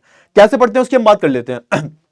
अब देखो होता क्या है भाई, जो और बेसिकली इसका मेन जो होता है ना, मेन नेगेटिव इफेक्ट क्या होता है कि जो हम ह्यूमंस हैं और जो जानवर हैं, स्पेशली हम एनिमल्स की बात करें, उनके लिए ये क्या हो जाते हैं, बहुत ज्यादा अनबियरेबल हो जाते हैं और अनकंफर्टेबल हो जाते हैं, ठीक है। अच्छा, अगर हम इसकी बात करें, it's a recent phenomena which become a very serious concern only after a variety of the technological innovation. अब हुआ क्या, धीरे धीरे टेक्नोलॉजिकल इनोवेशन हुए, तो आप देखोगे कि the level of steady noise is measured by the sound level expressed in the terms of decibel. तो भाई ये आप देखो, डीबी क्या है, एक यूनिट है जिसको हम क्या करते हैं, इसको मेजर करते हैं कि किस लेवल का साउंड इफेक्ट है, और उसी हिसाब से हम बताते हैं कितना जो है नॉइस पोल्यूशन है, ठीक है। तो हम इस साउंड लेवल को पता लगाने के लिए जो एक यूनिट है इसकी, डेसिबल्स, इसको हम यूज करते हैं, डीबी।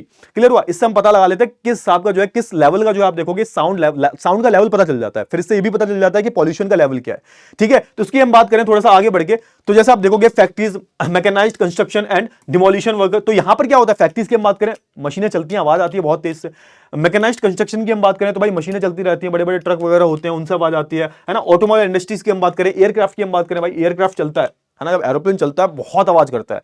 तो ये सब मिलकर क्या होता है, जैसे कंजेशन की हम बात करें, आप जाते हो भाई सड़क पे जा रहे हो, जाम लगा हुआ है ना, पीछे से हॉर्न बजे जा रहे हैं, इतना कंजेशन होता है, तो इससे होता है क्या, इससे आपका मेंटल पीस जो होता है ना, ये बहुत ज्यादा इफेक्ट होता है मेंटल पीस की अगर हम बात करें, ठीक है। तो इसकी बात की जा रही है यहां पर।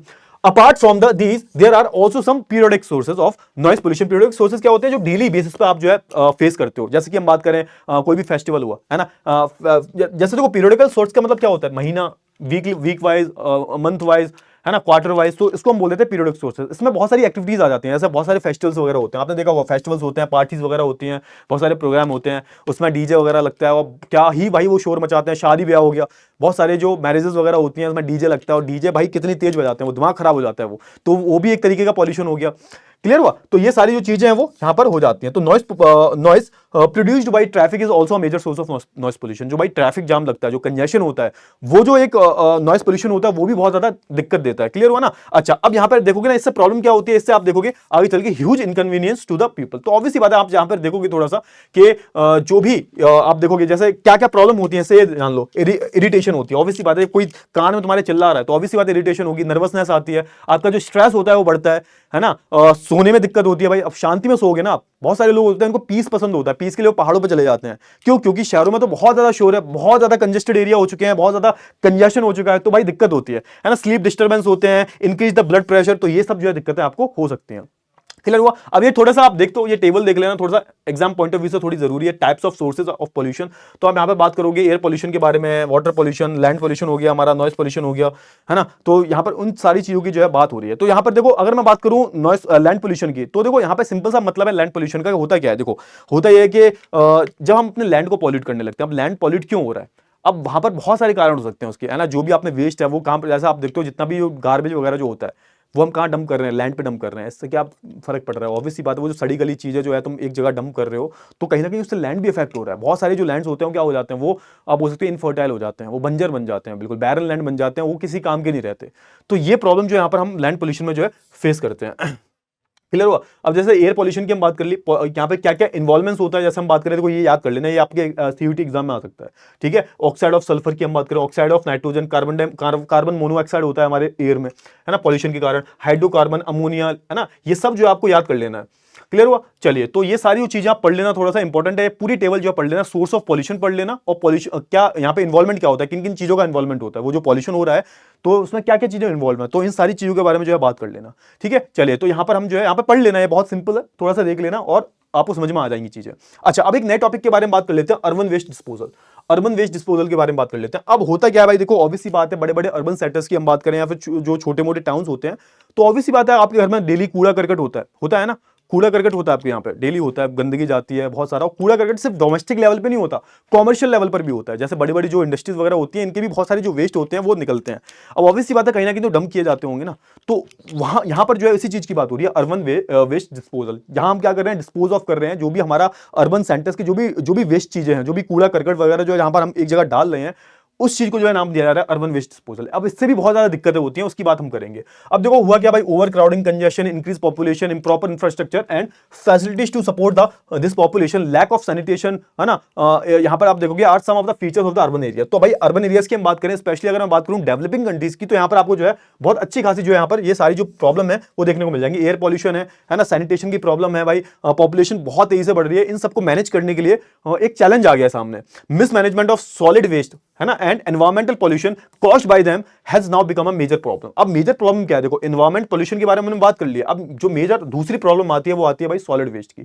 जो भी हमारा वेस्ट हो रहा है, जो भी चीज हम वेस्ट कर रहे हैं, सड़ी गली चीजें जो भी हैं XYZ, जो भी हम कहां कर रहे हैं, वेस्ट कर रहे हैं, उसको डिस्पोज ऑफ कर रहे हैं। उसको कहां डिस्पोज ऑफ करना है, जहां कर रहे हैं तो वहां उधर आसपास में है क्या चीजें, क्योंकि जो हम चीजें सड़ी गली चीजें जो हम डिस्पोज ऑफ कर रहे हैं, जो भी है ना, जो भी वेस्ट है हमारा, जो भी हम उसको डिस्पोज ऑफ कर रहे हैं, तो वहां पर क्या असर पड़ रहा है, हमारे एनवायरमेंट पर असर पड़ रहा है, नहीं पड़ रहा है, बिल्कुल पड़ रहा है भाई, बिल्कुल पड़ रहा है। ठीक है, तो देखो solid waste are a variety of old and used articles, that is stained small pieces of metals, है ना, जो कुछ छोटे मोटे जो मेटल्स होते हैं, टूटे फूटे, हाँ, ब्रोकन ग्लासेस वेयर की हम बात करें, प्लास्टिक कंटेनर्स की हम बात करें, पॉलिथीन बैग हो गए, है ना, ये तो बहुत ज्यादा बड़ी दिक्कत है, पॉलिथीन बैग्स की हम बात करें, एशेस की हम बात करें, फ्लॉपीज, और ये जो आपकी सीडीज वगैरह जो होती है ना, फ्लॉपी सीडीज वगैरह जो होती है, मान के चलो आप कोई मूवी लाए, पसंद नहीं आई तो तोड़ के फेंक दिया आपने, तो ये सब क्या है, ये पूरा वेस्ट है, ये पूरा वेस्टेज है भाई, इनको जो है फेंका जाता है। चलिए, these discarded material are also known as refuse, है ना, गार्बेज एंड रबिश, इनको हम इन सारे नामों से जानते हैं, and are disposed of from two sources, है ना। अब यहां पर आप देखोगे इनको जो है कहां से डिस्पोज ऑफ किया जाता है, कहां कहां से, मतलब ये जो सोर्सेज हैं,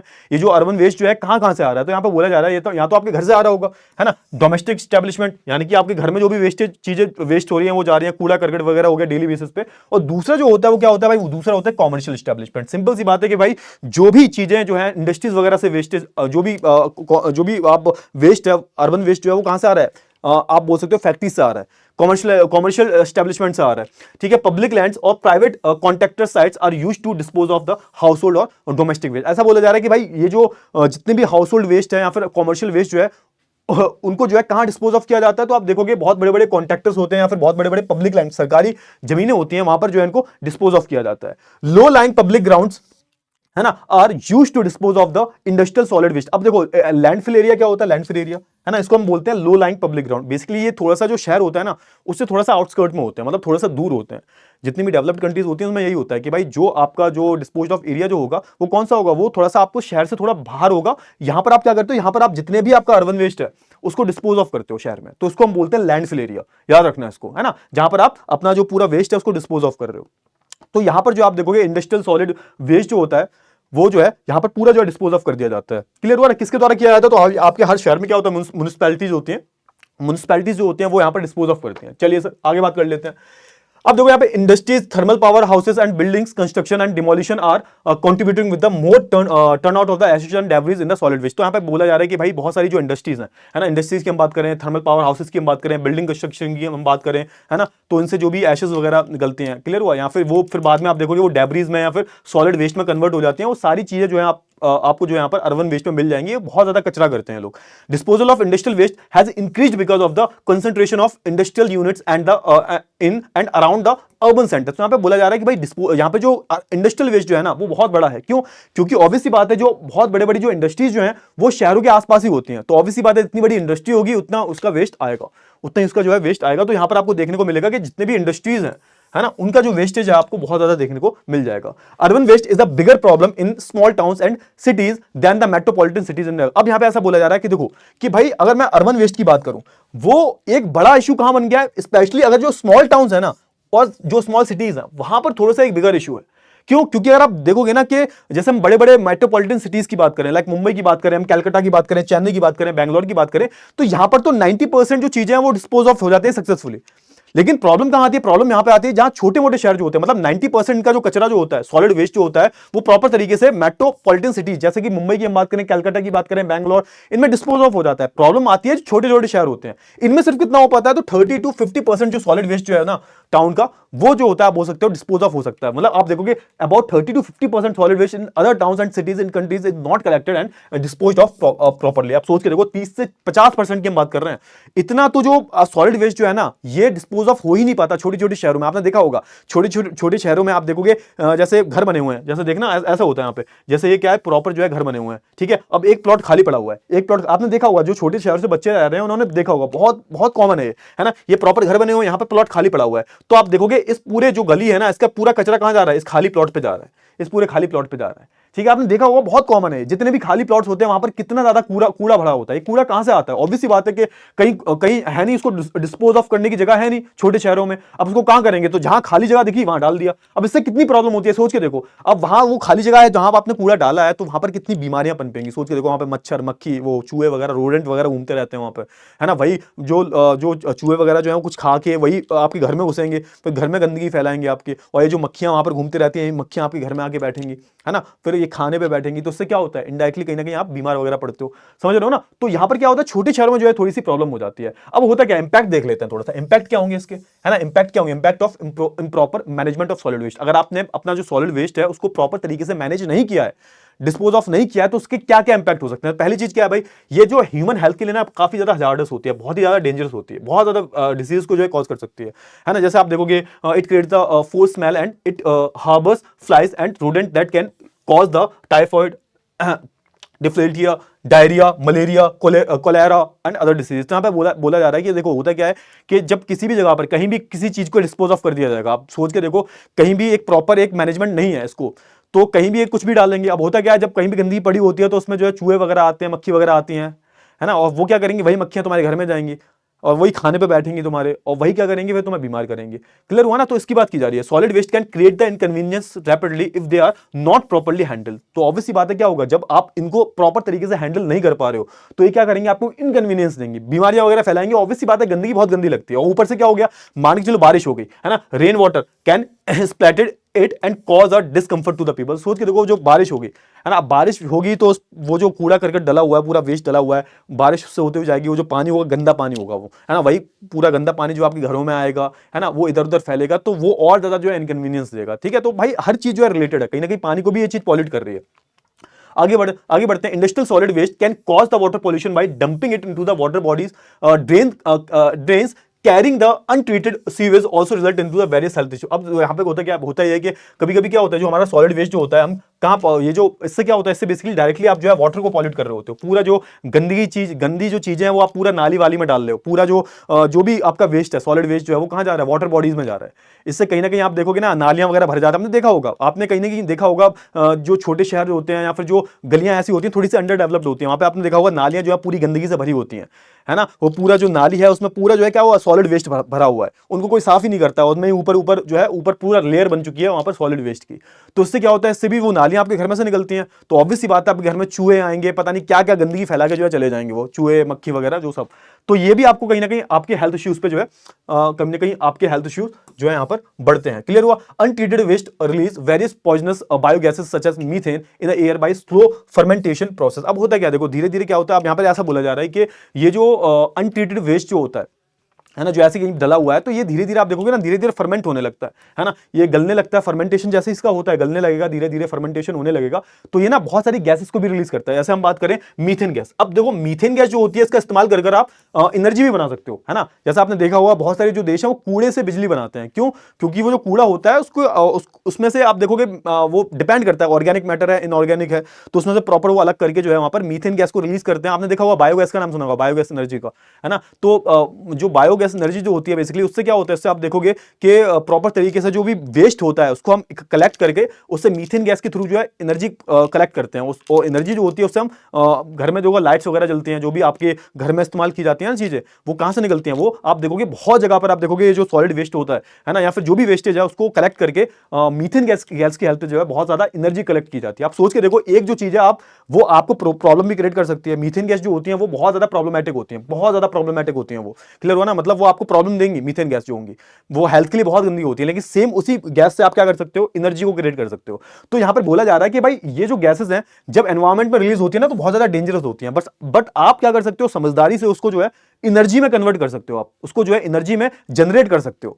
क्लियर हुआ ना। इससे हम क्या कर सकते हैं, एक जो एनर्जी वाली प्रॉब्लम है वो भी सॉल्व कर सकते हैं, प्लस जो हमारा वेस्टेज इतना हो रहा है उसको भी हम जो है सॉल्व कर सकते हैं। ठीक है, क्लियर हुआ। चलिए अब यहाँ पे केस स्टडी है, केस स्टडी को पढ़ लेना बेटा, बहुत इंपॉर्टेंट है। केस स्टडी यहाँ पे किसकी बात की जा रही है ना, धौराला की बात की जा रही है। अब धौराला की हम बात करें तो यहाँ पर एक स्टोरी ऐसी है कि ये जो धौराला जगह है कहां पर पड़ता है, एक जो मेरठ नाम की डिस्ट्रिक्ट है ना, यूपी में, यहां पर पड़ता है ना, मेरठ के पास में है यूपी में।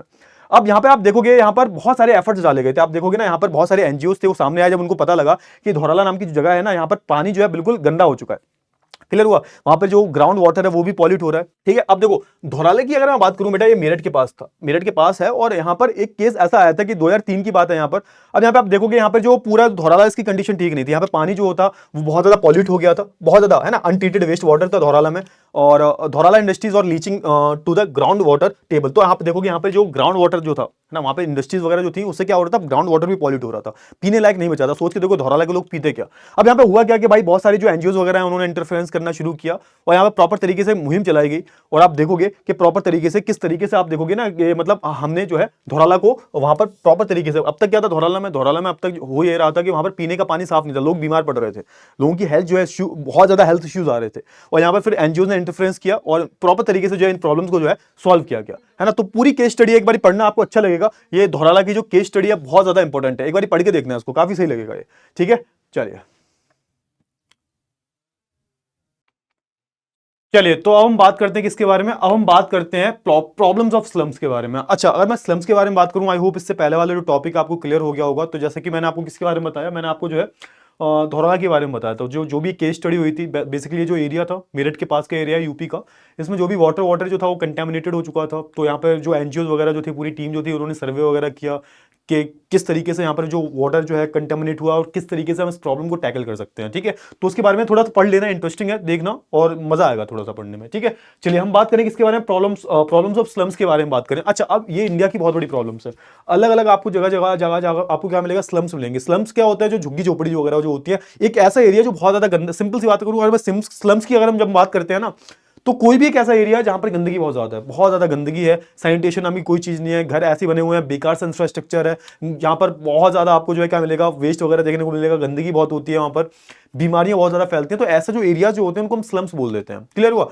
अच्छा, अगर मैं बात करूं स्लम्स की, तो भाई इंडिया में काफी अच्छे खासे आपको स्लम्स देखने को मिल जाएंगे। जैसा कि मैंने बात की थी, आपको बताया था स्टार्टिंग में कि एशिया का जो लार्जेस्ट स्लम है धारावी, वो कहां पर है, वो हमारे इंडिया में। आपको हर जगह, हर एक बड़े शहर में आप जाओगे वहां पर आपको स्लम्स देखने को मिल जाएंगे। अच्छा, कभी सोचा है कि स्लम्स जो है क्रिएट कैसे होते हैं, किस तरीके से स्लम्स को क्रिएट किया जाता है? तो पूरी जो है इसके पीछे वो स्टोरी होती है। जैसे थोड़ा सा हमने पीछे एक टॉपिक पढ़ा था माइग्रेशन वाला, है ना, कि भाई माइग्रेशन जो होता है, अर्बन रूरल माइग्रेशन जो होते हैं, यानी कि हम जो बंदा जो है एक जगह से दूसरी जगह जाता है, उसके बारे में हम बात करेंगे आगे भी। बट अगर मैं स्लम्स के बारे में बात करूं कि यहां पर रूरल अर्बन माइग्रेशन जो होते हैं ना, उसके चलते आपको जो है स्लम्स देखने को बहुत ज्यादा मिलेंगे। आप सोच के देखो कि गांव में क्या होता है, गांव में जो है लोग जो है माइग्रेट कर जाते हैं शहरों की तरफ। गांव में उतनी ज्यादा एम्प्लॉयमेंट की अपॉर्चुनिटी होती नहीं है, लोग इतने ज्यादा पढ़े लिखे होते नहीं है। ठीक है, और आप थोड़ा सा गांव और शहर को कैसे डिफरेंशिएट करते हो, तो ऑब्वियसली बात है, आप बोलते हो सर गांव में जो लोग होते हैं वो ज्यादातर जो है प्राइमरी एक्टिविटीज में जो है इन्वॉल्व होते हैं, और ऑन दी अदर हैंड हम बात करें अर्बन सेंटर्स की, तो वहां पर जो लोग ज्यादातर लगे हुए हैं वो किस चीज में लगे हुए हैं, तो अर्बन सेंटर्स पे, जो भी अर्बन सेंटर्स की अगर मैं बात करूं, लोग जो लगे हुए हैं वहां पर जो है नौकरी वगैरह सर्विस सेक्टर में लगे हुए हैं। अब प्रॉब्लम क्या होती है, जब यहां से एक माइग्रेशन शुरू होता है, यानी कि एक रूरल, हम बात करें गांव की, हम बात करें रूरल एरिया से कोई इंसान जो है आके शहर में बसता है, तो काम की तलाश में होता है, उसके पास उतनी अच्छी डिग्री नहीं होती, पढ़ाई लिखाई करता नहीं है, वो कम पैसों में, बहुत ज्यादा कम, पेरोल बहुत कम होता है, शहर में महंगाई बहुत ज्यादा है। तो आप देखोगे अपना खर्चा चलाने के लिए उसको ऐसी जगह पर रहना पड़ता है जहां पैसा बहुत कम खर्च हो, और यहीं से क्या होता है, यहीं से आप देखोगे हमारे जो स्लम्स होते हैं वो उनका डेवलपमेंट जो है शुरू होता है। क्लियर हुआ। तो यहां पर थोड़ा सा हम बात कर लेते हैं स्लम्स के बारे में। तो थोड़ा सा सबसे पहले यहां पे दो चीजें आती हैं। ठीक है, सेटलमेंट ज्योग्राफी, एक मिनट थोड़ा सा हम बात करें, एक मिनट रुको रुको, हाँ ठीक है अब रुको, एक मिनट रुको, थोड़ा सा रुक जाओ। हम्म। ठीक है चलो ठीक है ना। तो सबसे पहले मैं बात करूं किसके बारे में, settlement geography differentiate the two concept namely urban और अर्बन सेंटर एंड रूरल। तो हमने एक चैप्टर पढ़ा था सेटलमेंट वाला, और इसमें हमने बहुत बहुत डिटेल में पढ़ा है किसके बारे में भाई, हमने अर्बन सेंटर्स के बारे में पढ़ा है और रूरल सेंटर्स के बारे में पढ़ा है। अब ये जो डेफिनेशन है अर्बन सेंटर्स, शहर कौन से होंगे, गांव कौन से होंगे, तो ये बदलते रहते हैं, इनकी डेफिनेशंस जो है वो बदलती रहती है ना। जैसे हम बात करें, जैसे आप डेवलप्ड नेशन में जाओगे तो वहां पर भाई गांव का अलग ही मतलब होता है ना। हमारे यहाँ के जो गांव बहुत ज्यादा अंडर डेवलप्ड है, हमारे यहाँ पे जो शहरों में फैसिलिटीज होती है वहां के गांव में फैसिलिटीज होती हैं। तो ये जो डेफिनेशन है वो डिफरेंट डिफरेंट कंट्रीज में वेरी करती है ना। ये गांव और शहर की जो डेफिनेशन है, रूरल सेंटर्स और अर्बन सेंटर्स की डेफिनेशन है। These two centers are also divided in the terms of their separate culture, economic and technological aspect। तो आप देखोगे यहाँ पर अगर मैं दोनों सेंटर्स की बात करूं, लाइक मैं अगर रूरल की बात करता हूं और मैं अर्बन सेंटर्स की बात करता हूं, तो यहाँ पर आपको और भी कई सारे डिफरेंसेस मिल जाएंगे, इकोनॉमिकल डिफरेंसेस मिल जाएंगे, टेक्नोलॉजिकल डिफरेंसेस मिल जाएंगे, कल्चरल डिफरेंसेस देखने को मिल जाएंगे आपको इन दोनों सेंटर्स में, है ना। मेनली अगर हम बात करें तो हम एक्टिविटीज के बेसिस पे डिवाइड कर लेते हैं कि भाई जो गांव में जो एक्टिविटीज हो रही हैं, सो बेसिकली वो प्राइमरी एक्टिविटीज हो रही हैं। गांव में जो लोग हैं वो किस चीज पर डिपेंडेंट ज्यादा है, तो खेती वेती ज्यादा कर रहे हैं, है ना। जैसे हम बात करें तो आप कैसे, अगर मैं आपको बोलूं कि आपको डिफरेंशिएट करना है कि भाई कौन सा गांव है कौन सा शहर है, तो आप क्या बोलोगे कि सर गांव में जो लोग होते हैं बहुत ज्यादा गरीब होते हैं और शहर में जो लोग होते हैं बहुत अमीर होते हैं, है ना। बेटा ऐसे डिफरेंशिएट नहीं करते, हम एक्टिविटीज के बेसिस पे डिफरेंशिएट करते हैं। जैसे मैं आपको बोलूं कि आपका भाई जो है दिल्ली में जॉब कर रहा है, तो आपने हमेशा सुना होगा कि मेरा बेटा दिल्ली में जॉब कर रहा है, मेरा बेटा बैंगलोर में जॉब कर रहा है, मेरा बेटा नोएडा में जॉब कर रहा है। आपने कभी सुना है कि मेरा बेटा दिल्ली में खेती कर रहा है, बैंगलोर में क्या कर रहा है, बैंगलोर में खेती करने गया हुआ है? नहीं नहीं, ऐसा नहीं सुना होगा आपने। ऐसा क्यों सुनोगे? ऑब्वियस सी बात है, यहाँ पर जो प्रॉपर जो ये अर्बन सेंटर्स है, यहाँ पर लोग सर्विसिंग में ज्यादा होते हैं, लोग सर्विस दे रहे होते हैं। जैसे मैं आपको पढ़ा रहा हूं, तो ये क्या, ये भी एक सर्विस है। तो मैं किस सेक्टर में हूं, तो मैं भी सर्विस सेक्टर में हूं। समझ में आया? तो हर तरीके की जॉब होती है। तो गांव में आप देखोगे ना, गांव में मैक्सिमम जो लोग होते हैं वो किस चीज पे ज्यादा इन्वॉल्व होते हैं, डिपेंडेंट होते हैं, एग्रीकल्चर पे। सिंपल सी बात है, कल्टीवेशन पे, ठीक है। तो यहाँ पे वही बताया गया। अब यहाँ पे थोड़ा सा हम बात करें, एक सेंसस की बात करें, अगर 2001 के सेंसस की बात करोगे आप जो मतलब लेटेस्ट सेंसस है उसको भी देख सकते हो आप, है ना। अगर मैं 2001 के सेंसस की बात करूं तो 69% जो पॉपुलेशन थी, अब शायद ये कम हुआ होगा, तो वो रूरल में रहती थी। और अब की हम बात करें 2011 का जो सेंसस है, 2011 का जो सेंसस है, तो 68.84% जो पॉपुलेशन है वो कहां रह रही है भाई, आप देखोगे वो हमारे गांव में रह रही है। अब आज के अगर हम 2024 की बात करें तो ये एग्जैक्टली डेटा एग्जैक्टली पता नहीं, आप एक बार चेक कर लेना, तो ये और कम हो गया होगा, है ना, 2-3% और कम हो गया होगा, ठीक है। बट 60% से प्लस है। चलिए, most of the rural areas are still in poor condition and perform primary activities. Obvious सी बात है, आप that's how you differentiate between urban and rural centres ना। तो भैया आप देखोगे ज्यादातर जो हमारे रूरल एरियाज हैं वो कैसे हैं, आप देखोगे ये प्राइमरी एक्टिविटीज को परफॉर्म कर रहे हैं, है ना, प्राइमरी एक्टिविटीज को परफॉर्म कर रहे हैं, पुअर है। According to the Mahatma Gandhi ने भी एक बात बोली थी, विलेजेस आर आइडियल रिपब्लिक्स। अब देखो यहां पर इन्होंने एक बहुत ही गहरा स्टेटमेंट बोला था, विलेजेस आर आइडियल रिपब्लिक। इन्होंने क्या बोला था, इन्होंने बोला था कि भाई गांव से लोग, आपको गांव में एक ऐसी फैसिलिटीज को, क्योंकि देखो हमारा जो देश है पूरा वो एक कृषि प्रधान देश रहा है, समझ में आया। यानी कि हमारे जो लोग हैं आज भी जो है, आप देखोगे मैक्सिमम जो लोग हैं गांव में रह रहे हैं। अब यहां पर आप सोच के देखो कि गांधी जी ने ये बोला था कि देखो हमारे जो अर्बन सेंटर्स हैं, लोग जो है रूरल सेंटर्स से अर्बन सेंटर्स की तरफ मूव कर रहे हैं। तो मूव क्यों कर रहे हैं? हमें एक्चुअल में गांव को ही इतना बेहतरीन बनाना चाहिए कि लोग जो है ना, उनको जाने की जरूरत ही ना पड़े, है ना। जैसे हम बात करें, एक आपने यूपी में एरिया सुना होगा सैफई। अब वो एक टाइम पर बहुत गांव हुआ करता था एक टाइम पर, क्योंकि वो एरिया क्षेत्र जो था वो किसी बहुत बड़े पॉलिटिकल पार्टी के लीडर का था। तो वहां पर बहुत अच्छा डेवलपमेंट हुआ। आज के टाइम पर वहां पर सरकारी कॉलेज भी है, मतलब एक गांव में आपको सारी फैसिलिटीज मिलनी है। आज के टाइम पर भी वो गांव है सैफई, है ना। और सैफई में देखोगे बहुत ज्यादा डेवलप्ड गांव है वो। वहां पर आपको मेडिकल कॉलेज भी मिल रहे हैं, वहां पर आपको इंजीनियरिंग कॉलेज भी मिल रहे हैं, वहां पे आपको बहुत सारे जो लाइक मॉल्स वगैरह हैं वो भी मिल जाते हैं आपको। तो यहां पर वही बात है कि भाई हमें क्या करना चाहिए, हमें जो है जो रूरल एरियाज हैं इन पर ही डेवलपमेंट में फोकस करना चाहिए। ऐसा ना हो कि जो रूरल एरियाज जो है यहां से लोग जो है माइग्रेशन करते हैं। जब माइग्रेशन होता है, उसकी माइग्रेशन की सबसे बड़ी प्रॉब्लम क्या होती है, जब भाई आप एक जगह से दूसरी जगह माइग्रेट करते हो और वो भी काम की तलाश में, और जब आपके पास ऐसी कुछ डिग्री नहीं है या फिर आपके पास कोई ऐसी स्किल्स नहीं है जिनको यूज करके आप पैसे वैसे कमा सको, तो आप एक अनस्किल्ड लेबर हुए। और आप क्या कर रहे हो, आप जब किसी भी जगह पर जा रहे हो तो वहां का बर्डन बढ़ा रहे हो। आप क्या कर रहे हो, बर्डन बढ़ा रहे हो, यानी कि वहां पर बोझ बढ़ेगा ना, ऑब्वियसली बात है, शहर का बोझ बढ़ेगा। अब जैसे दिल्ली की मैं बात करूं, दिल्ली एनसीआर की मैं बात करूं, तो यहां पर तो बहुत बुरी कंडीशन है। सोच के देखो, यहाँ पे पैर रखने की जगह, यहाँ पर जगह नहीं है। अगर आप यहाँ पे कुछ कमा धमा नहीं रहे हो, यहाँ पे अब पैसा नहीं कमा रहे आप, तो यहाँ पर सब बेकार है, कुछ भी नहीं है आपके लिए, है ना। ये शहर बेकार है पूरा। समझ में आ रहे हो, समझ रहे हो या नहीं समझ रहे? तो इसी चक्कर में आप देखते हो स्लम्स का डेवलपमेंट शुरू होता है। आप सोच रहे होगे कि सर ये आप मतलब स्लम्स की बातें कर रहे हो, स्लम्स के चक्कर में आप माइग्रेशन के बारे में क्यों बता रहे हो? क्योंकि बेटा सारे जो टॉपिक्स है ना वो इंटर रिलेटेड है, सारे टॉपिक्स जो है वो एक दूसरे से जुड़े हुए हैं। चलिए, these work as supplement to core urban forming its hinterland। तो देखो यहाँ पे बात करेंगे हम किसके बारे में, यहाँ पे बेसिकली बात की जा रही है कि भाई अगर मैं बात करूं, अगर मैं किसके बारे में बात करूं, अगर मैं ये पूरे रूरल एरियाज की बात करूं, तो बेसिकली किसकी तरह काम करते हैं काइंड ऑफ। आप देखोगे ना जो हिंटरलैंड होते हैं, हिंटरलैंड का मतलब समझते हो क्या होता है? हिंटरलैंड क्या होता है? हिंटरलैंड बेसिकली जो एरिया होते हैं, जो आप देखते हो गांव के जो आसपास का जो एरिया होता है, जहां पर आप ये जो जंगल वंगल भी होते हैं या फिर जो आसपास के जो खेत वेत होते हैं, उनको हम हिंटरलैंड में जो है काउंट कर लेते हैं। ठीक है, तो देखो these work as a supplement to the core urban centre forming its hinterland. तो आप जैसे आप देखोगे ना, ये जो हमारे गांव वाले एरिया होते हैं, है ना, हम बात करें तो अर्बन एरियाज की तरह एक सेंटर की तरह काम करते हैं। जो भी अर्बन एरियाज के बाहर आप जैसे जाओगे, गांव में जाओगे आप, तो वहां पर आपको क्या मिलेगा? वहां पर आपको जो है बहुत सारे मतलब जो भी चीजें होती हैं वो गांव से शहर में आती हैं, है ना। तो कहने का मतलब ये है कि गांव जो है अर्बन एरियाज की जरूरत पूरी कर रहा है, अर्बन एरियाज जो है गांव की जरूरत पूरी कर रहे हैं। अर्बन रूरल जो है दोनों क्या है, एक दूसरे के जो है आप बोल सकते हो पूरक हैं, एक दूसरे को कॉम्प्लीमेंट दे रहे हैं। ठीक है, urban areas are more developed in the terms of socio economic, political, cultural etcetera than other area. तो ऑब्वियसली बात है, यहाँ पे ये बोला गया है कि भाई हमारे जो अर्बन एरियाज हैं तो क्या कर रहे हैं बेसिकली, आप देखोगे वो एक तरीके का जो है एक वो ज्यादा डेवलप्ड है। अगर आप कंपेयर करोगे रूरल एरिया से, तो वो ज्यादा socio in terms of socio economic, political, cultural, है ना, पैसा वैसा यहाँ पे लोगों के पास ज्यादा होता है, यहाँ पे जो इंफ्रास्ट्रक्चर है वो आपको बेटर मिल जाएगा। तो इन सारी चीजों के बारे में जो है बात करी जा रही है। समझ में आया? तो ये सारे जो पॉइंट्स समझ में आए, ये सारे पॉइंट्स आपको समझ में आए। आई होप आपको सारे जो पॉइंट्स हैं समझ में आ गए होंगे। ठीक है, क्लियर हुआ? चलिए, अब देखोगे तो ये सारी चीजें हो गई, क्लियर हुआ, है ना। तो भाई सिंपल सी मतलब है, इस चारों पॉइंट्स में हमने क्या बताया? चारों पॉइंट्स में हमने जो आप देखोगे कि हमने बात किया किसके बारे में, कि भाई ये जो अर्बन और हमने रूरल सेंटर्स के बारे में थोड़ी सी हमने बात की, है ना। Urban areas have farm houses, है ना, high income of people and their localities, wide road, street lights, water. कहने का मतलब ये है कि यहाँ पर प्रॉपर तरीके से इंफ्रास्ट्रक्चर की बात की जा रही है ना। यहाँ पे बहुत बड़ी बड़ी लोकेलिटीज होती हैं, अच्छे अच्छे आपको लॉन्च हाउसेस मिल जाएंगे, आपको यहाँ पे आपको फार्म हाउसेस वगैरह मिल जाएंगे, आपको प्रॉपर तरीके से इंफ्रास्ट्रक्चर बिल्ड कर रखा है।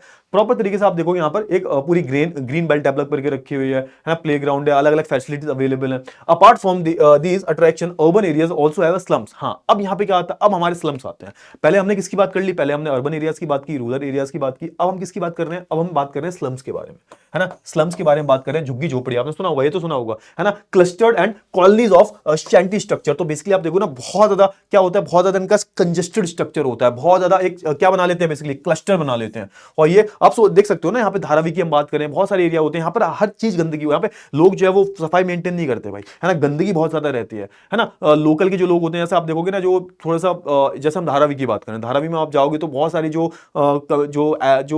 थोड़े से बैकवर्ड क्लास के जो लोग हैं वहां पर ज्यादातर रहते हैं, तो वो इतने ज्यादा डेवलप नहीं हो पाए हैं।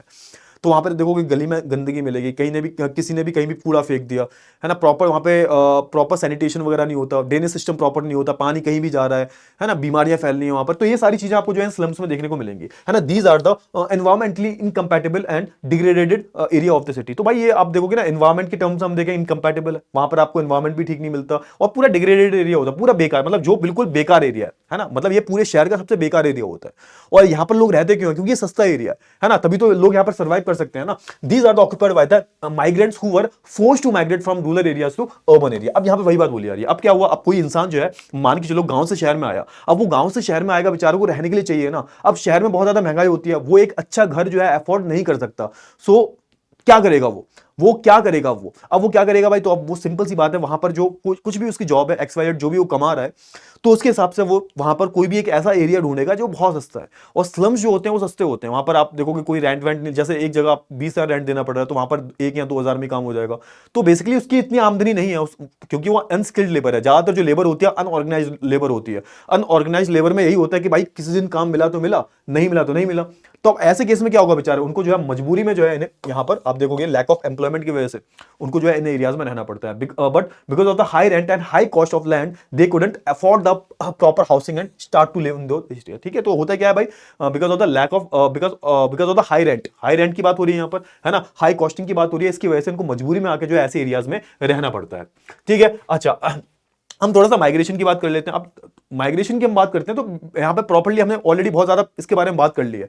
माइग्रेशन का सिंपल सा मतलब होता है कि भाई लोग जो है वो काम की तलाश में गांव से शहर में जा रहे हैं, सिंपल सी बात है। और माइग्रेशन भी क्या होता है, माइग्रेशन में भी बहुत ज्यादा इनइक्वालिटीज होती हैं। सिंपल सी बात है, माइग्रेशन की अगर आप बात करते हो तो उसमें क्या देखने को मिलता है आपको, माइग्रेशन की अगर आप बात देखोगे तो उसमें आपको क्या देखने को मिलेगा, सिंपल सी बात है, आपको यहाँ पर जो है जो मेल कैंडिडेट जो है वो ज्यादा माइग्रेट कर रहे हैं एज कंपेयर टू फीमेल। तो इससे क्या होगा, इससे होता है कि सेक्स रेशियो डिस्टर्ब होता है। किसी एरिया का आपने सेक्स रेशियो में क्या कर दिया, बहुत बड़ा डिफरेंस क्रिएट कर दिया। गांव में आप, शहरों में, आज इंडिया में आप आओगे, डेवलपिंग नेशन जो है, यहाँ पर आपको क्या मिलेगा, यहाँ पर आपको सिंपल सा देखने को मिलेगा, यहाँ पे शहरों में मेल पॉपुलेशन बहुत ज्यादा है। क्यों, क्योंकि गांव से मेल ज्यादा आते हैं, फीमेल्स नहीं आती हैं। सेफ्टी के कंसर्न होते हैं, पैसा नहीं होता, जॉब नहीं होती, तो ये सारे कंसर्न हो जाते हैं। ठीक है, तो population flow from rural to urban area is caused by the many factors like high demand in urban areas, low job opportunities in rural areas. तो भाई कोई इंसान जो है एक जगह से दूसरी जगह माइग्रेट क्यों कर रहा है, तो ऑब्वियस सी बात है, उसको लगता है कि भाई अर्बन एरिया में क्या है, जॉब्स वगैरह बहुत बढ़िया है ना, लो जॉब्स। वहां पर गांव की हम बात करें, वहां पर लो जॉब अपॉर्चुनिटीज है ना, अनबैलेंस्ड पैटर्न है वहां पर। जैसे हम बात करें कि भाई अनबैलेंस्ड पैटर्न का मतलब क्या हो गया, जैसे अर्बन और एरियाज की हम बात करें, अर्बन एरियाज की हम बात करें और रूरल एरियाज की हम बात करें, तो ये पैटर्न का है, जो डेवलपमेंट का पैटर्न है ना, वो बहुत ज्यादा क्या है, अनबैलेंस्ड है ना। गांव में तो बिल्कुल विकास नहीं हो रहा है, शहरों में फिर भी जो आपको विकास देखने को मिल जाता है। In India population in city is rapidly increasing due to the low opportunity in smaller and medium cities. The poor people generally bypass these small city and directly come to these mega cities for their livelihood. तो obvious सी बात है, यहाँ पे आप देखोगे India में population क्या हो रही है, रैपिडली इंक्रीज हो रही है। अब हुआ क्या है, अब यहाँ पे अपॉर्चुनिटीज बहुत कम है ना, तो छोटे मोटे जो शहर में ये लोग रह रहे हैं, तो ये कहां पे आ जाते हैं, ये जो है जो मेगा सिटी जो होती है, यहां पर जो आके बस जाते हैं। अब ऑब्वियस सी बात है, देखो इंसान जो है वो हमेशा सर्वाइविंग के लिए कुछ भी करेगा वो, है ना। इंसान का एट दैट मेन गोल क्या होता है कि भाई उसको जिंदा रहना है कैसे भी ना कैसे भी करके। अब वो जिंदा कैसे रहेगा, कैसे भी ना कैसे भी करके रहेगा वो। उसको लग रहा है कि मेगा सिटीज में जाएंगे तो वहां पर जो अच्छी खासी अपॉर्चुनिटीज मिलेगी, तो वहां पर भी चला जाएगा।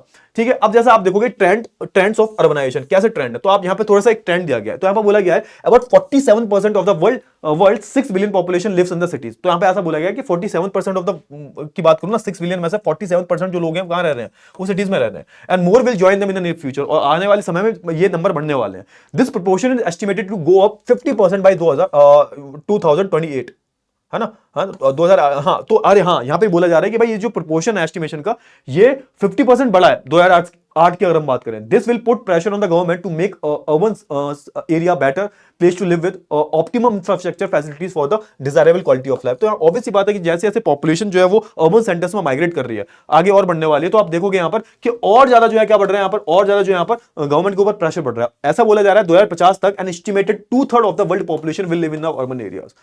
क्या बोला जा रहा है यहाँ पे, 2/3 ऑफ द पॉपुलेशन जो है ना हमारी, लगभग जो है आप बोलोगे 75% of the population is going to live in urban areas near future. ठीक है, 2050 की बात की जा रही है यहाँ पर।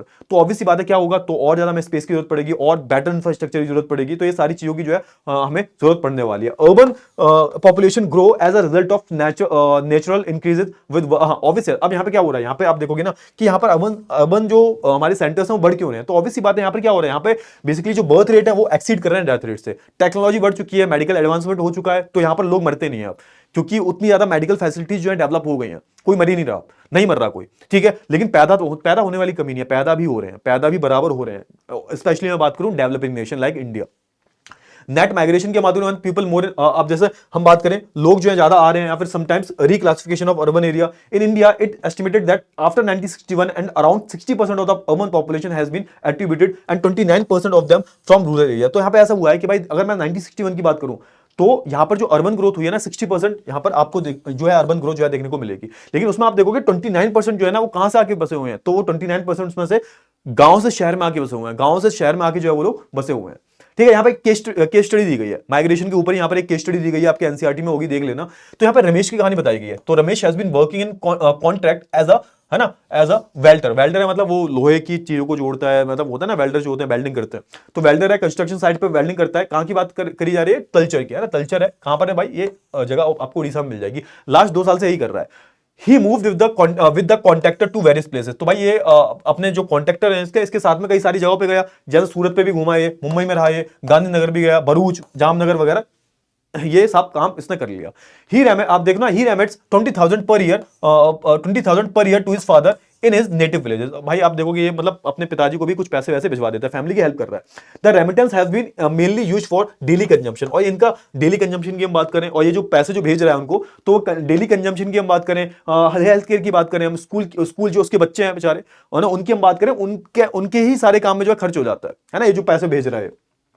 हम बात करें, part of the money is also used in the agriculture, है ना, purchasing of the land and building of houses. तो आप देखोगे ये जो कुछ जो पैसा है आप देखोगे एग्रीकल्चर को लेने में, या फिर जो कुछ लैंड परचेज करने में, बिल्डिंग और हाउस वगैरह में भी है जो है खर्च हो जाता है। तो देखो यहाँ पे वही बात हो रही है, part of the money is also used in agriculture, purchasing of the land and building of house, building the standard of living of his family improved significantly. अब यहाँ पे ऐसा बोला जा रहा है क्योंकि वो बाहर रह रहा है, मतलब रह तो बाहर रहा है, लेकिन उसने काफी अच्छा कुछ किया अपनी फैमिली के लिए, प्रॉपर तरीके से आप देखो पैसे वैसे भी दे रहा है, सब कुछ कर रहा है, ठीक है, एजुकेशन भी हो रही है, हेल्थ केयर फैसिलिटीज भी उसकी, हेल्थ केयर भी उन पैसों से की जा रही है ना, लैंड भी परचेज किया जा रहा है, सब कुछ हो रहा है। तो आप देखोगे डे बाय डे उनकी फैमिली की जो सिचुएशन है वो इंप्रूव हो रही है, और काफी अच्छी तरीके से इंप्रूव हुई है ना, over the period of time ये देखा गया है, काफी अच्छी खासी फैमिली जो है यहाँ पर इनकी फैमिली की अगर हम बात करें, काफी अच्छी खासी जो है इंप्रूवमेंट हुई है इनके लिविंग स्टैंडर्ड में।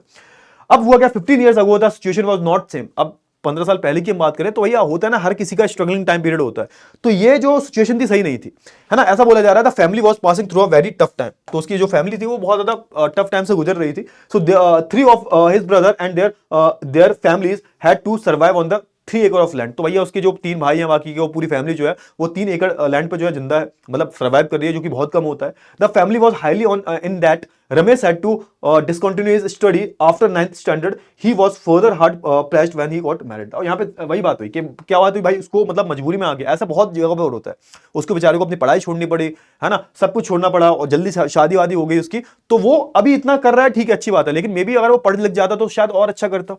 समझ रहे हो ना, तो ये सारी चीजें जो है यहाँ पर देखने को मिल जाती हैं, तो उसको मजबूरी में आके जो है बाहर जाना पड़ा, शहरों में नौकरी करनी पड़ रही है अपनी फैमिली का पेट पालने के लिए, सिंपल सी बात है ना। अब देखो यहाँ पे, अब यहाँ पे एक डू यू नो वाला लिखा होगा, ये इंपॉर्टेंट होते हैं, इनमें जो डेटा वगैरह दिया होता है कभी कभी आपके एग्जाम में पूछ लिया जाता है, ठीक है। So at present 47% of the world, ये तो मैंने ऑलरेडी बता दिया आपको, ये ऑलरेडी मैंने बता दिया आपको, ठीक है ना, ये आपको थोड़ा सा याद कर लेना, इंपॉर्टेंट होता है। अच्छा, अब बात कर लेते हैं लैंड डिग्रेडेशन के बारे में, हमारा लास्ट टॉपिक है ना, लास्ट टॉपिक के बाद इसके बाद क्या करेंगे, रैपअप करेंगे अपना पूरा, हमारा जो लेक्चर है वो हो जाएगा, पूरा कंप्लीट हो जाएगा लेक्चर, ठीक है। अच्छा, हम बात कर लेते हैं लैंड डिग्रेडेशन के बारे में। देखो, लैंड का मतलब क्या होता है, हमारा जमीन है। डिग्रेडेशन का मतलब क्या होता है कि जब किसी चीज की क्वालिटी में कमी आ जाती है। डिग्रेडेशन का मतलब क्या होता है कि भाई कोई चीज जो थी पहले बहुत सही थी, अब जो है उसकी क्वालिटी बहुत ज्यादा डिग्रेड हो गई, मिनिमाइज हो गई, बहुत कम हो गई, है ना। तो जब जब जो लैंड होता है वो अपनी क्वालिटी को बिल्कुल डिग्रेड कर देता है, बिल्कुल कम हो जाती है उसकी क्वालिटी, वो किसी काम का नहीं रहता, तो उसको हम बोलते हैं लैंड डिग्रेडेशन। और ये इंडिया में ना बहुत ज्यादा प्रॉब्लम देखने को मिलती है ना, बहुत प्रॉब्लम देखने को मिलती है इंडिया में। So the limited availability and deterioration of the quality of land both are responsible to the exact pressure on the agriculture land. तो आप देखोगे ना यहाँ पे जो आप देखो ना, ये जो लैंड की क्वालिटी है वो डिटेरियोरेट हो गई है ना, लिमिटेड हो गई है ना। और ये काइंड ऑफ आप देखोगे ना, सबसे ज्यादा असर किस पे देखने को मिला है इसको, एग्रीकल्चर लैंड पे, है ना।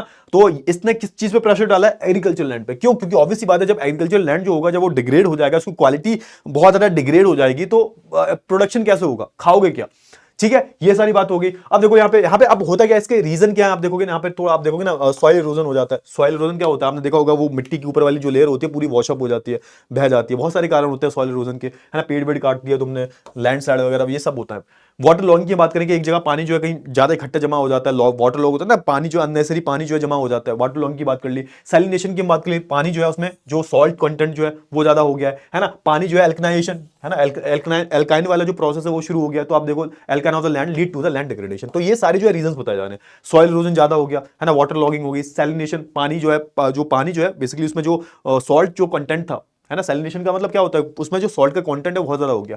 एल्कनाइजेशन की हम बात करें, ये सब जब होता है ना, तो ये क्या करता है, ये ना टाइम टू टाइम आप देखोगे लॉन्ग टर्म में प्रोडक्टिविटी बहुत कम कर देता है। चलिए sir, the pressure on agriculture land increase not only due to the limited availability but also by deterioration of the quality of the agriculture land. तो यहाँ पे देखो, यहाँ पे सबसे पहली बात क्या है कि हमारा लैंड जो है वो एक ऐसा रिसोर्स है, वो बहुत ज्यादा क्या है, बहुत ज्यादा लिमिटेड है। मतलब आप जमीन जो है उसको बढ़ा नहीं सकते। मतलब आपके पास मान के चलो 20 बीघा जमीन है, तो 20 का 21 तो हो नहीं जाएगा। अब वो बात अलग है, तुम साइड वाले की जमीन ले लो, मैं उसकी बात नहीं कर रहा, मतलब 20 बीघा है तो 20 ही रहेगा वो। लैंड जो है वो लिमिटेड है, उसको आप बढ़ा नहीं सकते, ठीक है, लेकिन उसमें आप खेती तो अच्छे से कर सकते हो ना, उस लैंड पे, उस 20 बीघा में ही आप जो है बहुत अच्छे से प्रोडक्शन कर सकते हो। लेकिन प्रॉब्लम यहाँ पे क्या आ रही है, प्रॉब्लम ये आ रही है कि भाई जो बच्चा कुछ लैंड भी है ना हमारे पास, जो कि लिमिटेड रिसोर्स है, उसकी भी जो क्वालिटी है वो धीरे धीरे क्या होती जा रही है, डिटेरियोरेट होती जा रही है, मतलब कम होती जा रही है। डिटेरियोरेशन का मतलब क्या होता है, किसी क्वालिटी में डिग्रेड आना। सिंपल सी बात है, क्यों, ये मैंने ऑलरेडी बता दिया आपको। Land is a degraded and productivity declines. Land degradation is generally understood either as a temporary or a permanent. अब यहाँ पे क्या होता है, यहाँ पे होता है कि भाई देखो ये जो लैंड डिग्रेडेशन हो रहा है ना, या तो टेम्परेरी होता है, मान के चलो कोई सॉइल है, उसमें एक तरीके की आप देखते हो उसमें सॉइल इरोजन हो गया तो उसकी प्रोडक्टिविटी कम होगी, तो आपने क्या किया, उसमें फर्टिलाइजर यूज किया आपने, बहुत सारे मैन्योर्स का यूज किया आपने, तो वो फिर से उसने विद द टाइम उसने धीरे धीरे उस प्रोडक्टिविटी को गेन कर लिया। लेकिन एक काम क्या, एक चीज ये भी हो सकती है कि आपने मान के चलो किसी खेत पे, किसी लैंड पे आपने खेती नहीं की, बहुत बहुत टाइम हो गया, वो वेस्ट लैंड हो गया। याद करो वेस्ट लैंड क्या था, है ना, 5 साल से ज्यादा आपने खाली छोड़ दिया, तो वो परमानेंटली डिग्रेड हो जाता है, फिर तो उसमें उस जमीन पर कुछ हो ही नहीं सकता, कुछ खेती वेती आप कर ही नहीं सकते, तो परमानेंटली उसको बोल दोगे परमानेंटली डिग्रेड हो गया लैंड, ठीक है। चलिए अब देखो तो ऑल डिग्रेडेड लैंड में नॉट बी वेस्टलैंड। तो आप यहाँ पे बोला जा रहा है कि भाई जितने भी डिग्रेडेड लैंड होते हैं ना वो वेस्टलैंड नहीं होते। वेस्टलैंड में क्या होता है, वेस्टलैंड वो लैंड होते हैं जिसको आप 5 साल के लिए खाली छोड़ देते हो और वो किसी काम के नहीं होते, but unchecked process of degradation में lead to the conversion to the wasteland. अब होता क्या, जब आप उसको चेक ही नहीं करोगे, वो ऐसे डला हुआ है, उसमें आप कुछ कर ही नहीं रहे हो, तो मे बी वो जो एक टेम्परेरी जो डिग्रेडेशन आया वो परमानेंट में भी बदल सकता है। समझ में आ रहा है, कहने का मतलब यहाँ पे ये है कि कुछ जो लैंड डिग्रेडेशन होते हैं वो टेम्परेरी होते हैं, मतलब उनकी क्वालिटी लूज हो गई है, मतलब वो जो लैंड है उसने अपनी क्वालिटी को लूज कर दिया है, बट आप उसमें मेहनत करके उसको फिर से रीगेन कर सकते हो। लेकिन जब ज्यादा टाइम तक आप उसको खाली छोड़ दोगे या फिर उस पर ध्यान नहीं दोगे तो ऑब्वियसली बात है वो वेस्ट लैंड में कन्वर्ट हो जाएगा, है ना, पूरा तरह से बर्बाद हो जाएगा। चलिए, there are 2 process that include the land degradation. यहाँ पे 2 प्रोसेस बताए गए हैं। क्या प्रोसेस है, these are natural and created by humans. अब देखो 2 प्रोसेस की जो बात है वो ये है, पहली प्रोसेस ये है कि एक तो भाई नेचर ने क्रिएट किया, मतलब एक जो लैंड डिग्रेडेशन हुआ है वो नेचर की वजह से हुआ है, यहां पर हमारा कोई रोल नहीं है। दूसरा क्या है भाई, दूसरा है ह्यूमंस की वजह से, है ना, क्रिएटेड बाय ह्यूमन बीइंग्स। अब भाई हम जो है बहुत शैतान हो गए, हम ह्यूमंस जो है इन्होंने पिछले 100-200 सालों में जितना अर्थ को बर्बाद किया है, जितना अर्थ को एक्सप्लॉइट किया है, जिसका जो होता है ना एक दीमक की तरह चिपक जाना, तो हम इंसानों ने जितना जो अर्थ को नुकसान पहुंचाया ना, शायद ही पिछले 5,000 साल 10,000 साल की बात करूं उतना किसी ने पहुंचाया होगा। हमारी 3-4 जनरेशन की बात कर रहा हूं मैं, आज से 200 साल पहले की बात कर रहा हूं मैं, बस 200 साल में हमने अर्थ को बहुत ज्यादा नुकसान पहुंचाया है। क्लियर हुआ ना, तो हम ह्यूमन बींग्स की बात कर रहे हैं और एक तरफ नेचर की बात कर रहे हैं, ठीक है। तो ऐसे हम बात करें, national remote sensing centres has classified the wasteland by using the remote sensing technique and it is possible to categorise these wasteland according to the process that have created them. तो यहाँ पे बेसिकली यहाँ पे एक national remote sensing centre है, यहाँ पे एक डिवाइस का इस्तेमाल करते हैं और ये चेक करते हैं बेसिकली, है ना, उसको इस्तेमाल करके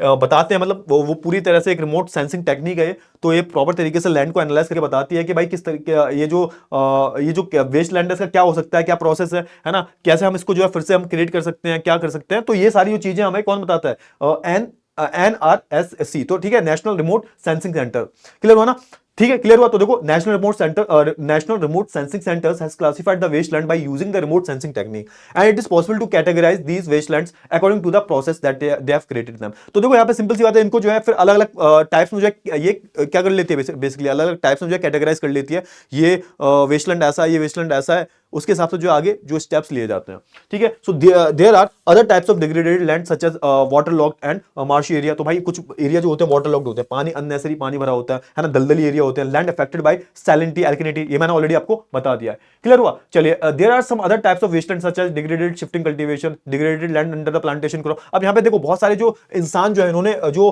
बेसिकली किया है ना, जो डिग्रेड किया है, जैसे हम बात करें डिग्रेडेड शिफ्टिंग कल्टीवेशन, ये क्या कौन सा एरिया है, तो ये क्या होता है भाई, जैसे हम बात करें इंसानों का, हम रोल की बात करें तो इंसानों की वजह से कैसे हुआ है, तो यहाँ पर एक शिफ्टिंग कल्टीवेशन को यहाँ पे जिम्मेदार ठहराया गया है। आप सोच के देखो, तुम किसी एरिया पे जा रहे हो, किसी एरिया पे जो है पेड़ वेड़ काट दिए तुमने, है ना, ऑब्वियसली बात है वो मिट्टी जो होगी वो कमजोर हो जाएगी, है ना, पूरा जो है पेड़ वेड़ काट के तुम क्या करते हो, वो उसको जला के उसकी एशेस को मिट्टी में मिला देते हो, ठीक है, और फिर उस पर खेती करते हो, वो टाइम के साथ साथ वो अपनी फर्टिलिटी को लूज कर देती है, उसको खाली छोड़ के चले जाते हो। तो इससे भी क्या होता है, इससे भी एक तरह का लैंड डिग्रेडेशन हो रहा है। Land under the plantation crop, है ना, डिग्रेडेड फॉरेस्ट, डिग्रेडेड पास्चर, तो ये सब जो है माइनिंग एंड इंडस्ट्रियल वेस्टलैंड, तो ये सब किसमें आते हैं, ये सब जो है हमारे ह्यूमन एक्टिविटीज का पार्ट है, हम ये सब ह्यूमन एक्टिविटीज का जो है पार्ट है। अब जैसे हम स्वच्छ भारत मिशन की बात करें तो आपने सुना होगा, है ना, is a part of the urban renewable mission launch by the government of India to improve the quality of life in the urban slums. तो बेसिकली यहाँ पे वही बात हो रही है कि भाई ये स्वच्छ भारत मिशन आपको भी पता होगा, ठीक है, तो इसमें सेम है कि भाई हमें अर्बन सेंटर्स की हम बात करें, वहाँ पे हमें साफ सफाई रखनी है, एक अर्बन जो लाइफ है उसको बेटर करना है, स्लम्स वगैरह को ये हटाना है, या फिर अब हम बात करें कि स्लम्स को जो है जितना हो सके उतना कम करना है।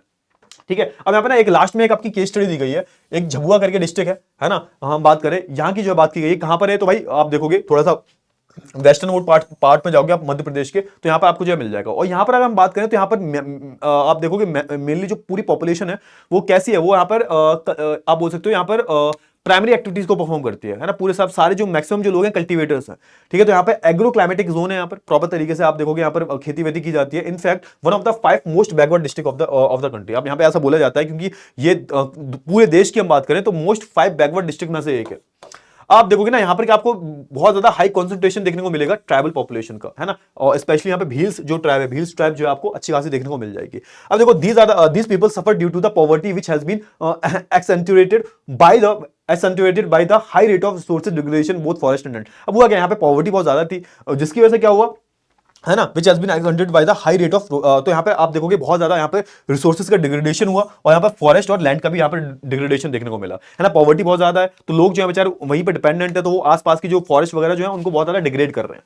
ठीक है, अब यहाँ पे क्या हुआ, यहाँ पे बहुत सारी जो टीम्स हैं, एनजीओ वगैरह है, गवर्नमेंट जो है वो यहाँ पे स्टेप्स लेंगे ताकि इंप्रूव किया जा सके। अब हुआ क्या, the watershed management programme start किया गया। अच्छा, वाटरशेड क्या होता है सर, तो मान के चलो नदी है ना, नदी है और ऑब्वियसली बात है ये इधर उधर पूरा जो पहाड़ है तो इसकी एक ट्रिब्यूटरीज है ना, ये पूरा क्या हो जाएगा, पूरा जो एरिया हो जाएगा ये वाटरशेड एरिया होगा, है ना। एक नदी के जो आसपास की जो छोटी मोटी नदियां होती हैं उसमें मिल जाती हैं, ये पूरा जो एरिया होता है ना, मतलब पानी एक वाटरशेड ऐसा एरिया होता है जहां पर पानी कहां से कलेक्ट कर रहा है, मतलब वो जो रिवर है कहां कहां से पानी कलेक्ट कर रही है, तो उस पूरे एरिया को हम वाटरशेड एरिया बोल देते हैं। अब हुआ क्या भाई, the watershed management programme funded by both the ministry of rural development and agriculture government of the India have been successfully implemented the Jhabua district. अब सोच के देखो यहाँ पर क्यों आ गया, यहाँ पर जो हमारे ये वाटरशेड मैनेजमेंट वाले जो थे उन्होंने फंड किया, और ये किसके द्वारा फंड किया गया, तो हमारे दोनों की हम बात करें मिनिस्ट्री ऑफ रूरल डेवलपमेंट और ministry of rural development and agriculture development ने जो है इसको फंड किया प्रॉपर तरीके से, और यहाँ पर जो है प्लान बनाएगा किस तरीके से हम जो है इनको टैकल कर सकते हैं। Watershed management programme acknowledge the leakage between the land water and vegetation and attempt to improve the livelihood of the people through natural resources management and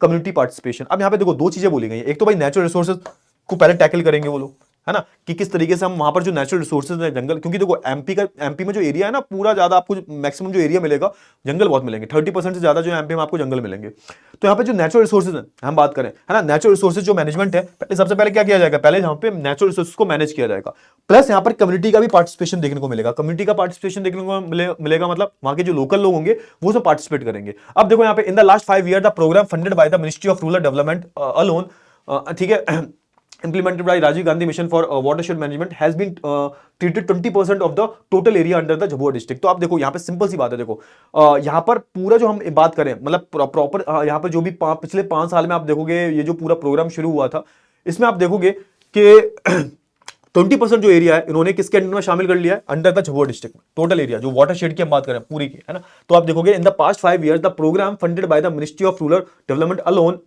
has treated 20% of the total area under the Jhabua district. अब हम बात करें देखो 20% जो area है यहाँ पर पूरा जो है यहाँ पर ये जो फंड किया गया था झाबुआ डिस्ट्रिक्ट का 20% जो एरिया है जो कवर हो रहा है यहाँ पे 5 साल के अंदर की हम बात करें।